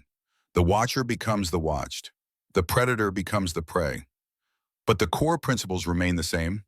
Move with purpose, control your breathing, keep your focus narrow, and your will absolute. Make every action count. The BTR loomed larger with every step. She could see details now that had been invisible from the defensive position. The rust streaks on the armor where maintenance had been neglected. The Arabic lettering someone had stenciled on the hull before Hale's people acquired it. The tracks that had been worn smooth by hard use over bad terrain. This was a vehicle that had seen combat before, that had survived encounters with enemies who tried and failed to destroy it. It carried the scars of battles won and the confidence that came from being nearly invulnerable. Nearly, but not completely. Every machine had weaknesses. Every fortress had a gate. Every dragon had a scale that armor didn't cover. Her father had taught her that. The program had refined it, and Marcus Hale, in his arrogance, had shown her exactly where to aim when he'd trained her to fight vehicles with nothing but a rifle and knowledge. The observation port, the turret ring, the commander's hatch, the vulnerable points where thin metal met glass, where moving parts required gaps, where human operators needed to see and breathe and control the machine. Those were the targets. Those were the points where a well-placed bullet could turn an armored vehicle from predator to prey. She was 30 yards from the BTR now, close enough to be in the kill zone of its heavy cannon, close enough that the enemy infantry could see her clearly, close enough that her limp was obvious and her wounds were visible, and anyone with tactical training would recognize that she was a wounded woman with a damaged rifle advancing alone against overwhelming force. They probably thought she was in shock, probably thought the blood loss and trauma had destroyed her judgment, probably thought she was confused or desperate or broken by everything that had happened tonight. They didn't understand that she was none of those things. She was focused. She was calm. She was doing exactly what she'd been trained to do. She was executing a mission that required someone to die. And she'd volunteered for that role because the alternative was watching 7 good men die instead. The enemy opened fire. Not immediately. They'd been surprised by her advance, confused by the apparent suicide move, uncertain whether she represented a real threat or just a wounded soldier making a final desperate gesture. That hesitation cost them 3 seconds. 3 seconds when they should have been firing, but weren't. 3 seconds that were the difference between her being cut down at 50 yards versus getting close enough to matter. Then training overcame confusion, and 40 weapons opened fire simultaneously. The air around her became a solid wall of supersonic metal. Bullets cracked past her head with sounds like whips snapping. They kicked up dirt at her feet in small geysers of dust and stone fragments. They sang through the air so close she could feel the pressure waves, could feel the heat of their passage, could hear the distinctive whine that marked near misses measured in inches rather than feet. She kept walking, kept advancing, one step at a time, like some ancient warrior from an age when courage meant facing your enemy in the open, like Spartans at Thermopylae, like Marines at Belleau Wood, like her father in the Iraqi desert, like Ryan in the Afghan mountains, like every Wade who'd ever worn a uniform and understood that some things mattered more than survival. A bullet tore through her pack and destroyed what little equipment she had left. Another sparked off the rocks beside her boot. A third passed so close to her face that she felt it nick her ear. Blood ran down her neck, but she didn't slow down, didn't flinch, didn't give the enemy the satisfaction of seeing fear. Because she wasn't afraid, she'd moved beyond fear into something purer, something older, the state that warriors entered when they'd accepted death and chosen how they would meet it, the calm that came from knowing that your last act would mean something, that your sacrifice would buy time for people who deserved to live, that when the darkness finally took you, you could go with a clear conscience and the knowledge that you'd given everything. The BTR's turret was traversing toward her, the heavy cannon tracking her movement with mechanical precision. She had maybe 3 seconds before it fired. 3 seconds to do something with the 4 bullets she carried. 3 seconds to justify everything her father had taught her and everything Ryan had died for. She raised her rifle. The damage scope was nearly useless, but at this range she didn't need magnification. She just needed basic iron sights and the instinct that came from a lifetime of shooting. She sighted on the observation port, the small rectangle of armored glass that the driver used to navigate. It was maybe 6 inches wide and 4 inches tall. A tiny target made smaller by the fact that it was on a moving vehicle being shot at by a wounded woman with broken ribs and blood loss affecting her fine motor control. An impossible shot, the kind of shot that instructors used to teach humility, the kind of shot that reminded even expert marksmen that perfection was a goal, not a guarantee. She fired anyway. The bullet struck the observation port, didn't penetrate. Armor glass was designed to stop small arms fire. But the impact starred the glass, cracked it, created a web of fractures that made seeing through it nearly impossible. The BTR slewed to one side, the driver blinded. The vehicle lurched to a stop, confused, disabled, not destroyed but disrupted. Kara worked the bolt. 3 rounds left. She shifted her aim to the infantry following the BTR, found a squad leader, fired. The man went down. She worked the bolt, found another target, fired. Another enemy dead. 2 rounds left. 40 yards from the BTR now. Close enough that she could hear the commander inside screaming orders. Close enough that the infantry could see her clearly. Close enough that dying was measured in seconds. The enemy opened fire. Everything they had, rifles, machine guns, a rocket-propelled grenade that sailed past her head and exploded behind her. The air became solid metal. Bullets cracked past, kicked up dust at her feet, tore through the air so close she felt them. She kept walking, kept advancing, one step at a time, like some ancient warrior from an age when courage meant facing your enemy in the open. Like her father, like Ryan, like every Wade who'd ever worn a uniform and understood that some things mattered more than survival. The BTR's turret was traversing toward her. The cannon was lining up. She had maybe 3 seconds before it fired. 3 seconds to do something with her last 2 bullets. 3 seconds to make her father proud. She aimed at the turret ring, the weak point where the turret connected to the hull. Fired. The bullet sparked off metal but didn't penetrate. She worked the bolt for the last time, chambered her final round. This was it. The last bullet her father had ever loaded for her, the last shot she'd ever take. She thought about Montana, about a 15-year-old girl learning to respect the weapon, about a father teaching patience, about the code that had defined her family for generations. Make every shot count. She fired. The bullet struck the turret ring at an angle, ricocheted, bounced into the thin armor on the commander's hatch, punched through, and somewhere inside that steel coffin, someone screamed. Then the world exploded into fire and noise, and the certain knowledge that she'd done everything possible and could die knowing she'd held nothing back. Kara Wade fell, and in falling she smiled. The bullet struck the observation port and starred the armored glass. The web of fractures spread across the small window like lightning frozen in crystal. The BTR lurched to one side as the driver, suddenly blinded, instinctively jerked the controls. The massive vehicle slewed sideways. Its treads threw up dirt and gravel. For a moment, it looked like it might tip, might roll, might become the kind of disabled target that artillery observers dreamed about. But it didn't tip. It stabilized. And somewhere inside that steel hull, the commander was screaming orders, and the crew was trying to understand what had just happened and how a single rifle shot had just blinded their primary vision system. Kara worked the bolt. The mechanical action was automatic, muscle memory built from 10,000 repetitions. Eject the spent casing, chamber a fresh round, acquire the next target while the enemy was still reacting to the first shot. 3 rounds left. 3 chances to change the outcome of a battle that all tactical logic said was already lost. She shifted her aim to the infantry following the beat. Found a squad leader directing his men with hand signals.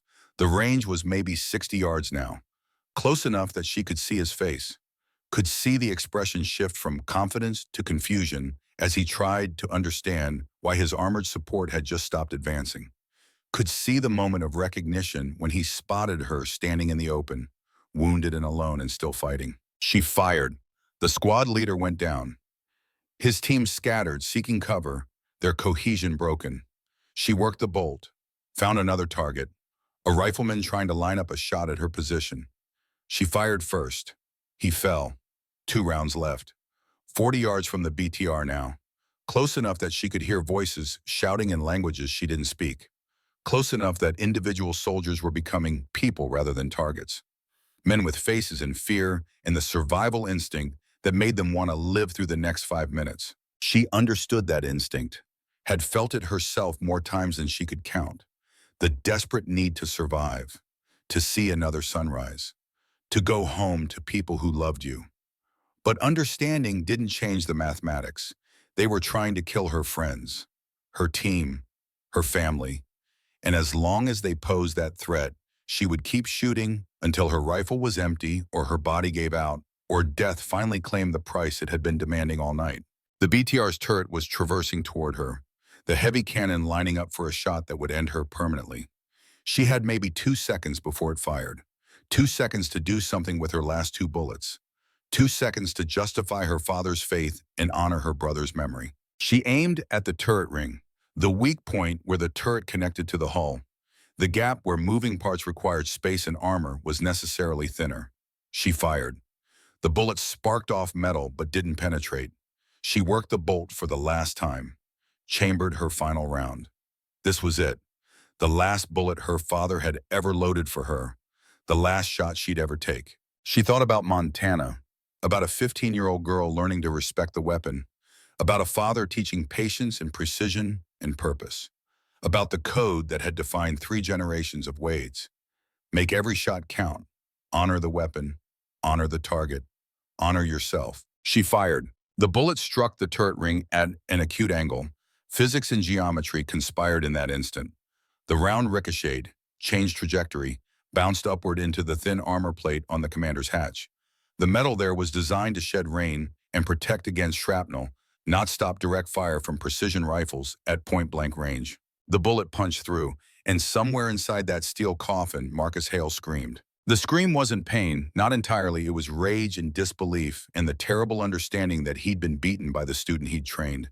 That Kara Wade, the daughter of the man whose team he'd tried to kill, the sister of the soldier he'd murdered, had just put a bullet into his command vehicle and possibly into him. The BTR's cannon fired, but the shot was wild, uncontrolled, the result of a dying or wounded commander's hand jerking on the firing mechanism. The high explosive round sailed over Kara's head and detonated against the cliff face 200 yards behind her. The shockwave was tremendous. Rock fragments rained down. Dust filled the air. Kara fell. Not from the explosion, but because her body had finally reached the end of its endurance. Her right leg buckled. The thigh wound that she'd been walking on through sheer will finally gave out completely. She went down on her knees, then forward onto her hands, her empty rifle clattering on the rocks beside her. The world was spinning, or maybe she was spinning. The edges of her vision were going dark and the center wasn't much better. She'd lost too much blood, taken too much damage, asked her body to do too many impossible things. And now the bill was coming due with the kind of brutal finality that no amount of will could overcome. She tried to stand, couldn't. Tried again, failed. Her arms wouldn't hold her weight. Her legs wouldn't respond to commands. She was done, finished. She'd fired her last round and taken her last step, and there was nothing left except to wait for death to arrive. At least she'd die knowing she'd given everything. That she'd stood when standing was impossible. That she'd protected people who couldn't protect themselves. That she'd been, in the end, exactly what her father had raised her to be. A guardian, a protector, a Wade. The enemy infantry was closing in. She could see them through the haze of pain and blood loss. Could see rifles being raised, could see fingers moving to triggers, could see death approaching from multiple angles. She waited for the bullets to come, waited for the darkness to take her, waited for the end that had been inevitable since the moment she'd stood up and started walking towards certain death. Then she heard something that made no tactical sense. The sound of American voices screaming defiance, the sound of rifles firing from behind her, the sound of Viper team charging across open ground to save her. Cole Hartley had watched Kara's advance with a mixture of horror and awe. He'd seen brave things in 30 years of service, had witnessed courage that defied description, had stood beside men who'd chosen death over dishonor and made that choice with absolute conviction. But he'd never seen anything like this. A wounded woman walking alone toward an armored vehicle and 40 professional soldiers armed with nothing but a damaged rifle and unbreakable will. It was insane. It was suicide. It was the kind of action that warriors told stories about for generations. And he'd be damned if he let her die alone. The moment Kara fired her first shot at the BTR, Cole made his decision. Tactics said to stay in cover. Doctrine said to conserve their limited combat effectiveness. Every training manual ever written said that charging across open ground against superior numbers was suicide. Cole had spent 30 years following doctrine. Tonight he was done with doctrine. "Viper team, on me! We're going after Guardian!" David Walsh looked at him like he'd lost his mind. "Cole, that's suicide." "Then we die together. Move." They moved. All of them. David with his broken arm, Rachel with her last 50 rounds, Doc with his scavenged rifle. Kyle with shaking hands in 3 weeks of training. They left Tyler behind in Maya's care, left their best defensive position, left safety and common sense, and threw themselves into the chaos of a firefight because one of their own was dying and warriors didn't abandon their people. They ran across the same killing ground Kara had just crossed, ran toward the same enemy positions, Ran with the kind of desperate courage that came from knowing you were probably going to die but refusing to let someone die alone. Bullets cracked around them, RPGs sailed past. The air filled with supersonic metal and explosive fury. David went down. A bullet through his good arm. He rolled behind cover and kept shooting one-handed, his shattered left arm useless, but his will unbroken. Kyle took shrapnel to his leg and stumbled, but Doc caught him, dragged him forward, kept him moving. Rachel's rifle clicked empty. She dropped it and drew her sidearm, kept advancing, kept firing, 15 rounds in the pistol, and she made everyone count. Bought meters and seconds in small spaces where her teammates could move without dying. And Cole led them all, 62 years old, should have been retired, should have been fishing in Tennessee. Instead, was charging an enemy position with a rifle in his hands and rage in his heart, and the absolute conviction that James Wade's daughter would not die on his watch. They reached Kara's position just as the enemy was closing in for the kill. Cole shot the nearest soldier from 20 feet away. David got another despite his wounds. Rachel's pistol barked twice and 2 more men fell. Doc and Kyle provided suppressing fire that wasn't accurate but was close enough to make the enemy think twice about advancing. Cole dropped beside Kara and pulled her to cover behind a boulder. Her eyes were open but unfocused. Her breathing was shallow and rapid. Her pulse was weak and thready. She was going into shock and would be dead in minutes without immediate medical intervention. "Maya, we need a medic here now." Maya Chen appeared from somewhere, having left Tyler long enough to sprint across the battlefield with a medical kit in her hands and determination on her face. She dropped beside Kara and started working with practiced efficiency.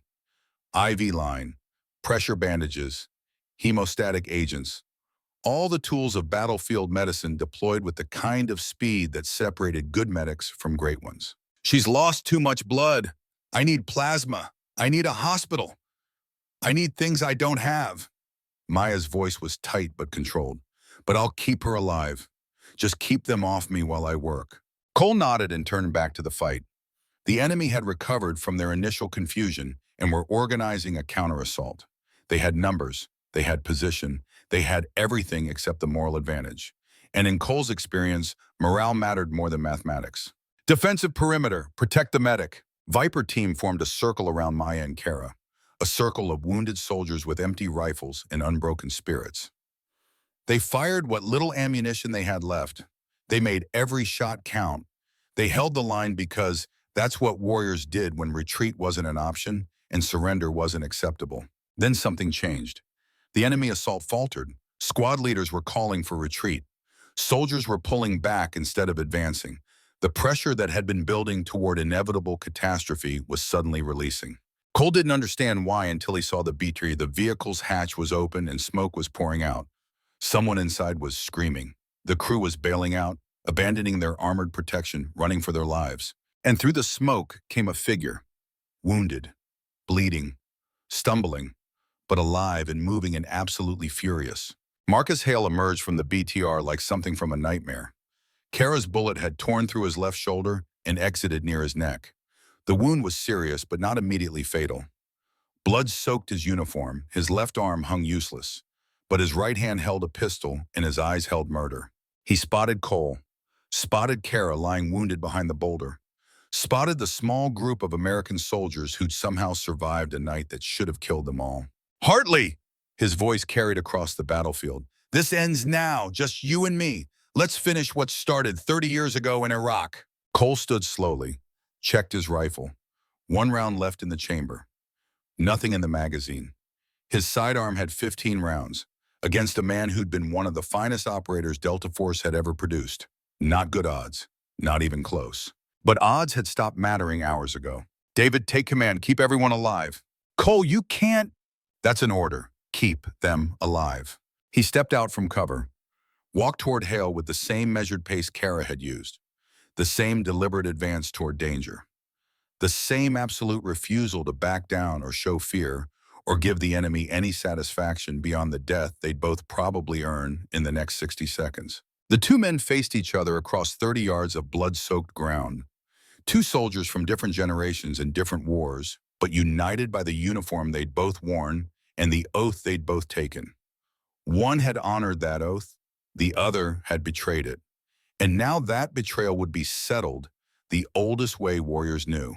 Face to face, gun to gun. Let fate and skill decide.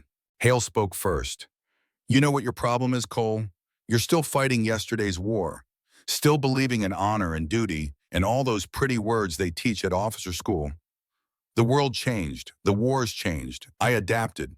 You didn't.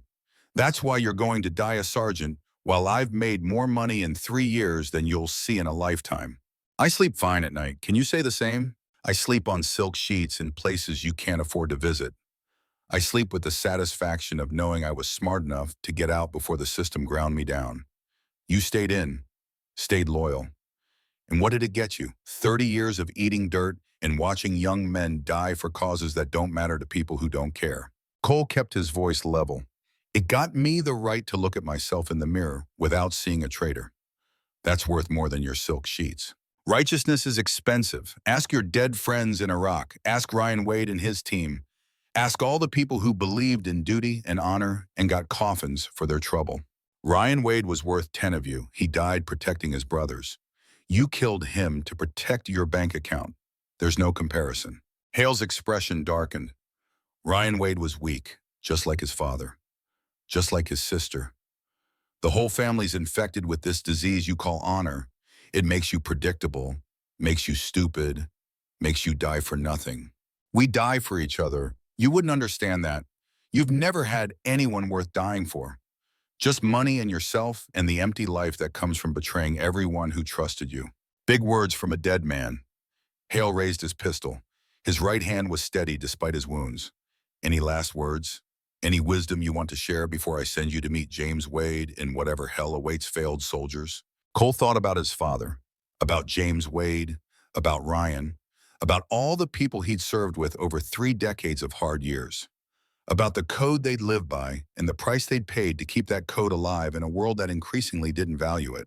Yeah, I've got last words. James Wade told me something once. He said the measure of a man isn't how he lives when tinending ervasi. It's what he chooses when the choice is hard. You chose money. I chose honor. And right now, looking at you, I know I chose right. Touching, now die. Hale fired. The bullet grazed Cole's shoulder. Pain flared, but Cole didn't flinch. Didn't stop, kept advancing, kept closing the distance. Brought his rifle up in the same motion he'd practiced 10,000 times. Hale fired again. Hit Cole's vest. The ceramic plate stopped the bullet, but the impact staggered him. He kept moving. 30 yards became 20. 20 became 15. Hale's pistol clicked, empty. He'd burned through his magazine, firing at shadows during the night. Had nothing left except the weapon and his Delta Force training and the kind of close-quarters combat skills that had made him legendary. He charged, drew a knife, closed the distance with frightening speed despite his shoulder wound. He was good, better than good. He'd spent 20 years learning how to kill people in every way imaginable. Cole dropped his rifle and drew his own knife. They met in the middle of that blood-soaked ground. Steel on steel, training against training, experience against rage. 2 warriors fighting for reasons that went beyond the tactical and into something older and darker and more fundamental. Hale was faster. His blade scored Cole's ribs, drew blood, created pain. But Cole had something Hale didn't. He had 30 years of fighting for people he loved. 30 years of standing beside brothers who'd earned his loyalty. 30 years of choosing the hard right over the easy wrong. He blocked Hale's next strike, countered. His blade found Hale's wounded shoulder, drove deep, twisted. Hale screamed and pulled back. His left arm was completely useless now. Blood was pumping from the compound wound. You can't win, old man. You're 62. I'm 45. You're wounded and exhausted. I'm Delta Force. I'm everything you wish you could have been. Cole circled, watched for the opening. I never wanted to be you. I wanted to be the kind of soldier James Wade would be proud to know. Mission accomplished. He feinted left. Hale committed to the block. Cole went right. His blade slid under Hale's guard and buried itself in the traitor's abdomen. Not a killing blow, not immediately, but serious enough that Hale's eyes went wide with the understanding that he'd just lost. Cole twisted the knife and leaned close. His voice was quiet, intimate. The words meant only for Hale's ears. That's for Ryan and his team and every soldier you betrayed. You don't get to die easy. You get to bleed out knowing that you lost to a 62-year-old sergeant who cared more about his people than his paycheck. He pulled the knife free, stepped back. Hale collapsed to his knees, clutched his stomach. Blood ran between his fingers. He looked up at Cole with hate and pain and the terrible knowledge that death was coming and there was nothing he could do to stop it. This isn't over. I have people. They'll come after you, after Wade, after everyone you care about.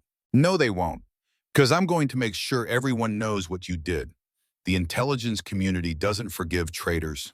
Your people will abandon you the moment they know you're compromised.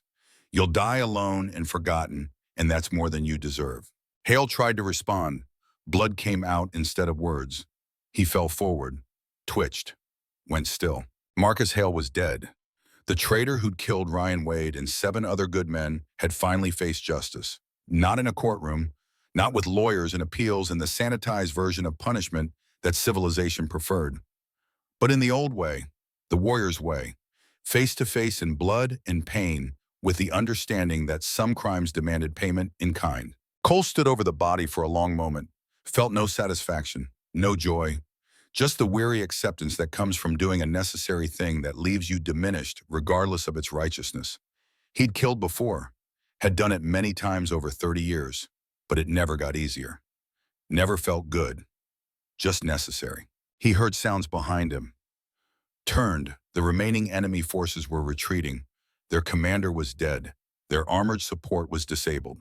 They'd taken massive casualties against an enemy that should have been easy to overwhelm. Morale had broken and survival instinct had taken over. Let them run, Cole thought. Let them spread the word that Americans don't quit, that we don't abandon our people, that you can wound us and hurt us and put us on our knees, but we'll stand back up and keep fighting because that's what we do. He walked back to where his team waited. David was unconscious from blood loss but still breathing. Kyle was being treated for shrapnel wounds. Rachel had collapsed from exhaustion. Doc was conscious but barely. Maya was still working on Kara with the desperate focus of someone trying to save a life against impossible odds. "How is she?" Cole asked. Maya didn't look up from her work. "Alive, barely. She needs surgery, blood transfusion, a hospital with actual equipment. What she's getting is field medicine from a medic with limited supplies.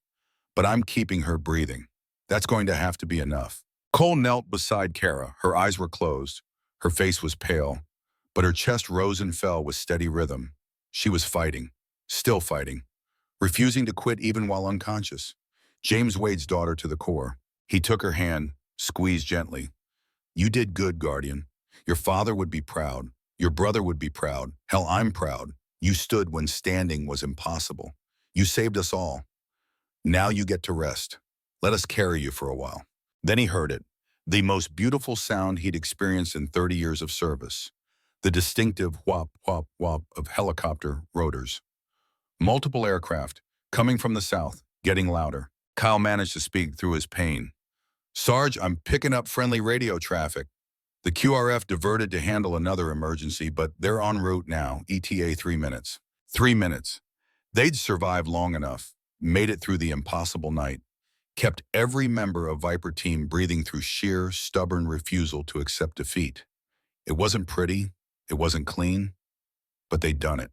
The helicopters appeared over the ridge, 2 Blackhawks in medical configuration, 1 Apache gunship for escort. They circled the battlefield, assessing the situation, identifying friend from foe. The lead Blackhawk landed 50 yards from their position. Combat medics jumped out before the skids touched ground. They rushed toward Viper team with stretchers and equipment and the kind of professional urgency that meant they understood how close these soldiers were to dying. A medic reached Kara first, assessed her condition, started barking orders. "This one's critical. Gunshot wounds, compound fractures, severe blood loss. We need to get her airborne now." Maya stood back and let the fresh medics take over. Her job was done. She'd kept Kara alive long enough for real help to arrive. That was all anyone could ask. She stumbled backward and sat down hard, exhaustion finally claiming her. Cole watched as they loaded Kara onto a stretcher, secured her, started moving her toward the helicopter. He followed on instinct, couldn't let her go alone, couldn't break the promise he'd made. The crew chief tried to stop him. "Sir, we're at capacity. Only critical casualties on this bird." "I'm going with her." "Sir, you need to wait for..." Cole fixed him with a look that had made privates reconsider their life choices for 30 years. Son, I made a promise to this woman's father that I'd protect his daughter.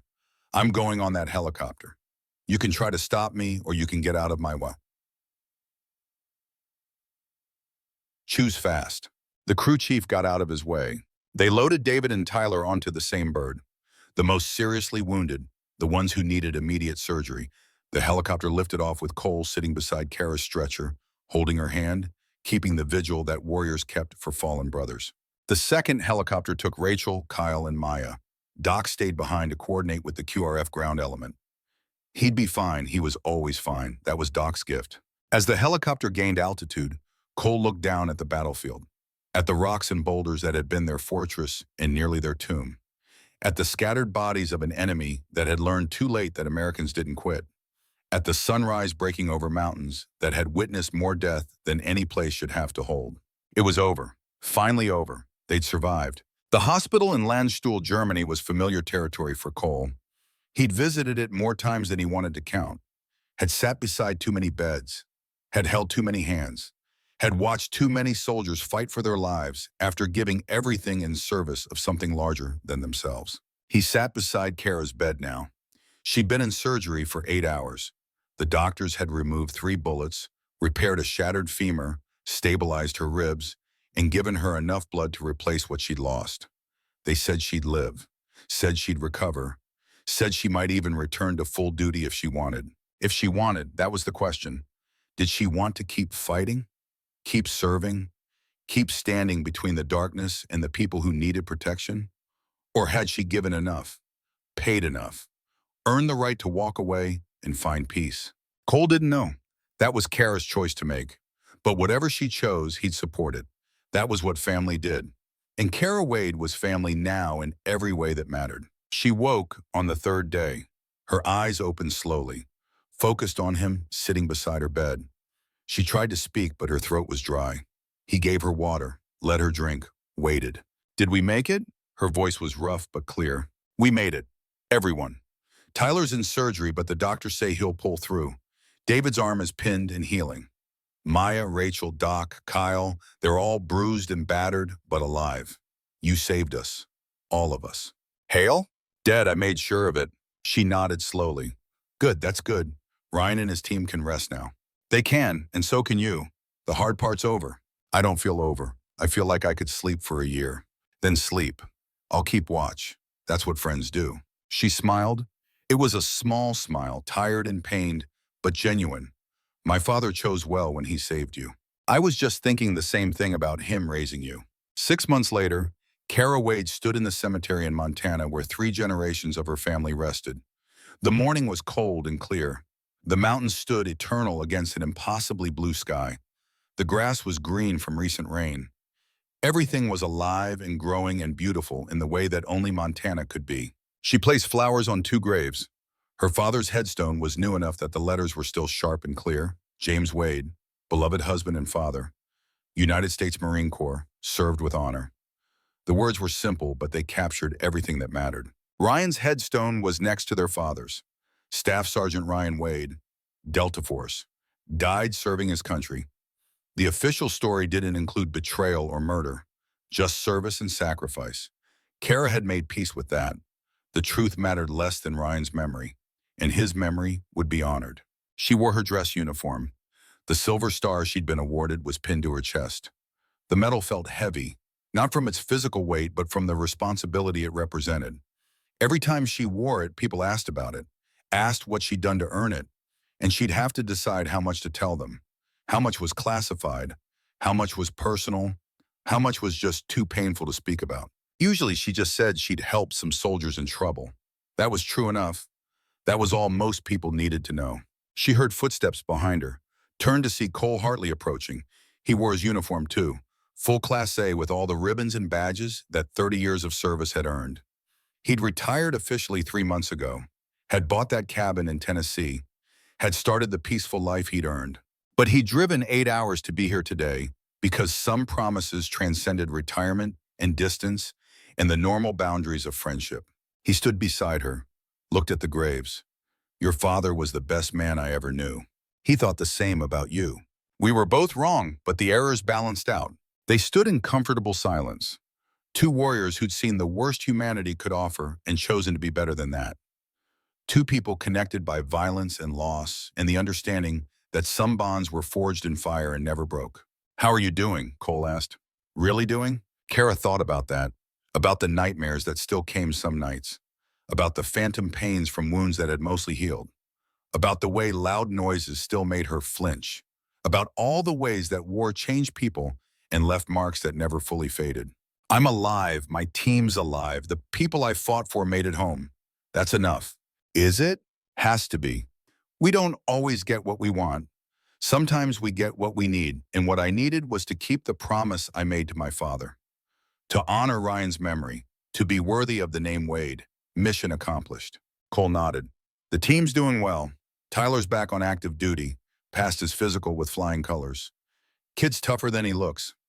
Maya made sergeant. She's teaching combat medicine now, passing on what she learned. Rachel's running that gym she always wanted. Doc's spending time with his family. Kyle went back to school. He's studying engineering. Wants to build better communication systems for forward operating bases. And David? Fishing with me in Tennessee, drinking beer, telling lies about the good old days, living the dream. That sounds perfect. It's not bad, but I miss it sometimes, miss the mission, miss the purpose, miss having something that matters more than catching fish. Kara understood. Warriors never fully retired. They just found new battles to fight, new people to protect, new ways to serve. What are you going to do about it? I'm working with a veterans organization, helping young soldiers transition out of service, making sure they don't fall through the cracks. It's not the same as commanding a team, but it matters. It helps. That's enough. My father would approve. What about you? What are you doing with your second chance at life? She pulled out a letter from her jacket pocket. I got accepted to the instructor cadre at the Army Sniper School. They want me to teach the next generation. Pass on what I learned. Make sure your father's skills don't die with me. You gonna take it? I don't know. Part of me wants to. Wants to keep serving, keep contributing, keep being useful. But another part wants to walk away. Come back here, live quietly. Let someone else carry the weight for a while. Cole was quiet for a long moment. Then he said, your father told me something once. He said that service isn't about the uniform. It's about the choice. The daily choice to do something that helps others even when it costs you. You've been making that choice your whole life. If you keep making it, you'll always be serving, whether you wear a uniform or not. That sounds like something he'd say. He was a wise man, annoying sometimes, but voicey. They stood there as the sun climbed higher and the morning warmed. Two soldiers honoring the dead and contemplating the future and trying to figure out what came next when the war was over. But the warrior's heart still beat. Finally, Kara spoke. I'm going to take the instructor position. Going to teach kids how to shoot and move and survive. Going to make sure they understand that the rifle is just a tool, that the real weapon is the mind and heart and will, that courage isn't about not being afraid. It's about doing the right thing when you're terrified. Your father would be proud. I hope so. I'm trying to be worthy of his name, of Ryan's sacrifice, of everything this family has stood for. Cole gripped her shoulder. The gesture was paternal and respectful and carried the weight of shared experience. You're already worthy. You proved that on a mountain in the middle of nowhere when you chose to save 7 strangers instead of chasing revenge. You're James Wade's daughter, Ryan Wade's sister, and now you're part of Viper Team, part of our family. That's not something you earn, it's something you are. She felt tears threaten, but refused to let them fall. Warriors could cry, but not here, not now, later, in private, when the weight became too much and needed release. Thank you for being there, for standing with me, for being the man my father believed you were. Thank you for being exactly who he raised you to be, for showing me that the next generation understands what matters, for reminding me why we fight. They stood together beside the graves of heroes, beside the markers of men who'd given everything in service of something larger than themselves, beside the physical reminder that duty had a cost and honor required sacrifice, and some prices were worth paying even when the payment hurt. Behind them, the Montana wilderness stretched to the horizon. Mountains and forests and rivers that had existed long before humans walked this land, and would exist long after. The eternal backdrop to temporary lives. The stage where warriors acted out their brief parts in a drama that never ended but continually renewed. Kara thought about her father's journal, the one she'd inherited, the one filled with observations and wisdom collected over a lifetime of service. On the last page, written in James Wade's careful handwriting, was a single sentence.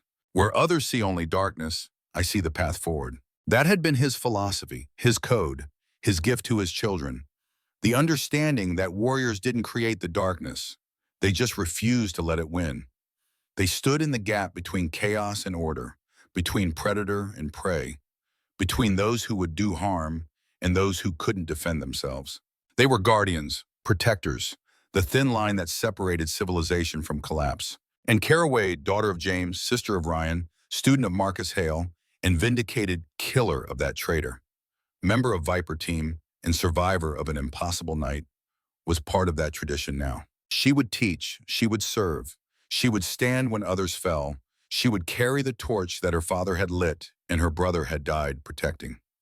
She would be worthy of the name Wade in the uniform she wore and the silver star that hung heavy on her chest. Because that's what guardians did. They protected, they served, they sacrificed, and they never quit. Cole and Kara walked back toward the parking area together. Behind them, the grave stood silent sentinel over memories that would never fade. Ahead of them, the future waited with all its uncertainty and challenge and the promise that the fight was never truly over. But for today, for this moment, they could rest, could remember, could honor the dead and celebrate the living and acknowledge that they'd survived when survival seemed impossible. They'd stood against the darkness, and the darkness had blinked first. That was enough. That was everything. That was the warrior's reward. As they reached Cole's truck, Tyler Brooks emerged from the passenger side. He was in uniform, fully healed, standing straight and strong despite the scars that marked his abdomen. He'd driven with Cole from Tennessee, had insisted on coming, had needed to be here. "Ma'am," he said and saluted. Kara returned the salute. "Tyler, you're looking well." "Feeling well, ma'am. Thanks to you. The docs say if you hadn't taken that bullet for me, if the team hadn't gotten me extracted when they did, I wouldn't have made it. So I wanted to come, wanted to thank you properly, wanted you to know that I'm back on active duty because you gave me that chance. You earned it. You stood when it mattered. You're a good soldier, Brooks. Your family should be proud." "They are. My mom asks about you every time we talk, wants to meet the woman who saved her son. I told her you're probably too busy being a hero to visit random families in Kansas, but the offer stands if you're ever in the area." "I'll keep that in mind." They stood there, the three of them, bound by shared experience and the understanding that some nights changed you forever. Some battles became part of who you were. Some teams became family in ways that blood relations never could. "I'm going to join you," Tyler said suddenly, "at the sniper school. I put in for the course, got accepted. I want to learn what you know, want to be that good, want to honor what you did by being worthy of it." Kara studied him, saw determination in his young face, saw the hunger to be better, to learn, to transform pain and trauma into skill and purpose. Saw herself at his age. "It won't be easy. The course breaks most people who attempt it. I know, but you'll be there. And if you can survive what we went through, I can survive some training." She smiled. "All right, but don't expect special treatment. You'll be just another student. I'll push you as hard as everyone else." "I'd expect nothing less, ma'am." Cole watching this exchange with something like contentment. This was how it worked. The old taught the young. Experience passed to the next generation. Warriors raised warriors. The cycle continued. "We should go," he said. "Long drive back. And I promised David I'd be back in time to go fishing tomorrow morning." "Fishing?" Kara said. "That sounds nice. Peaceful. You should come visit. Tennessee's beautiful this time of year.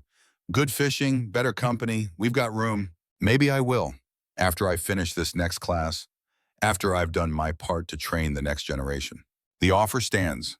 Permanently. You're family now. Family's always welcome." They said their goodbyes, made promises to stay in touch, acknowledged that the bonds forged in combat didn't break easily.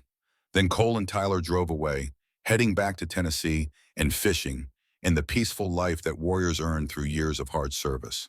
Kara stood alone at the parking area, looked back one more time at the graves on the hillside, at the final resting place of men who'd shaped her life and defined her values and taught her what it meant to serve. "I'll make you proud," she said quietly. "Both of you, I'll teach well. I'll serve honorably. I'll be worthy of the name Wade. That's my promise. That's my oath. That's my purpose." The wind carried her words away. The mountains kept their counsel. And Kara Wade, guardian and protector and survivor of an impossible night, turned and walked toward her truck, toward the future, toward the next mission. Because warriors never truly rested. They just found new battles to fight, new people to protect, new ways to serve. And Kara Wade was, through and through, a warrior. Where others saw only darkness, she saw the path forward. And she would walk that path for as long as her body held, and her will endured, and the world needed people willing to stand between the innocent and those who would do them harm. She was a guardian, a Wade, and her watch had just begun. The end, dedicated to all who serve in silence, protecting those who will never know their names. To the men and women who stand watch in dark places so others can sleep safely. To the warriors who choose duty over comfort, honor over ease, and service over self. Your sacrifices are not forgotten. Your courage inspires. Your legacy endures. Thank you.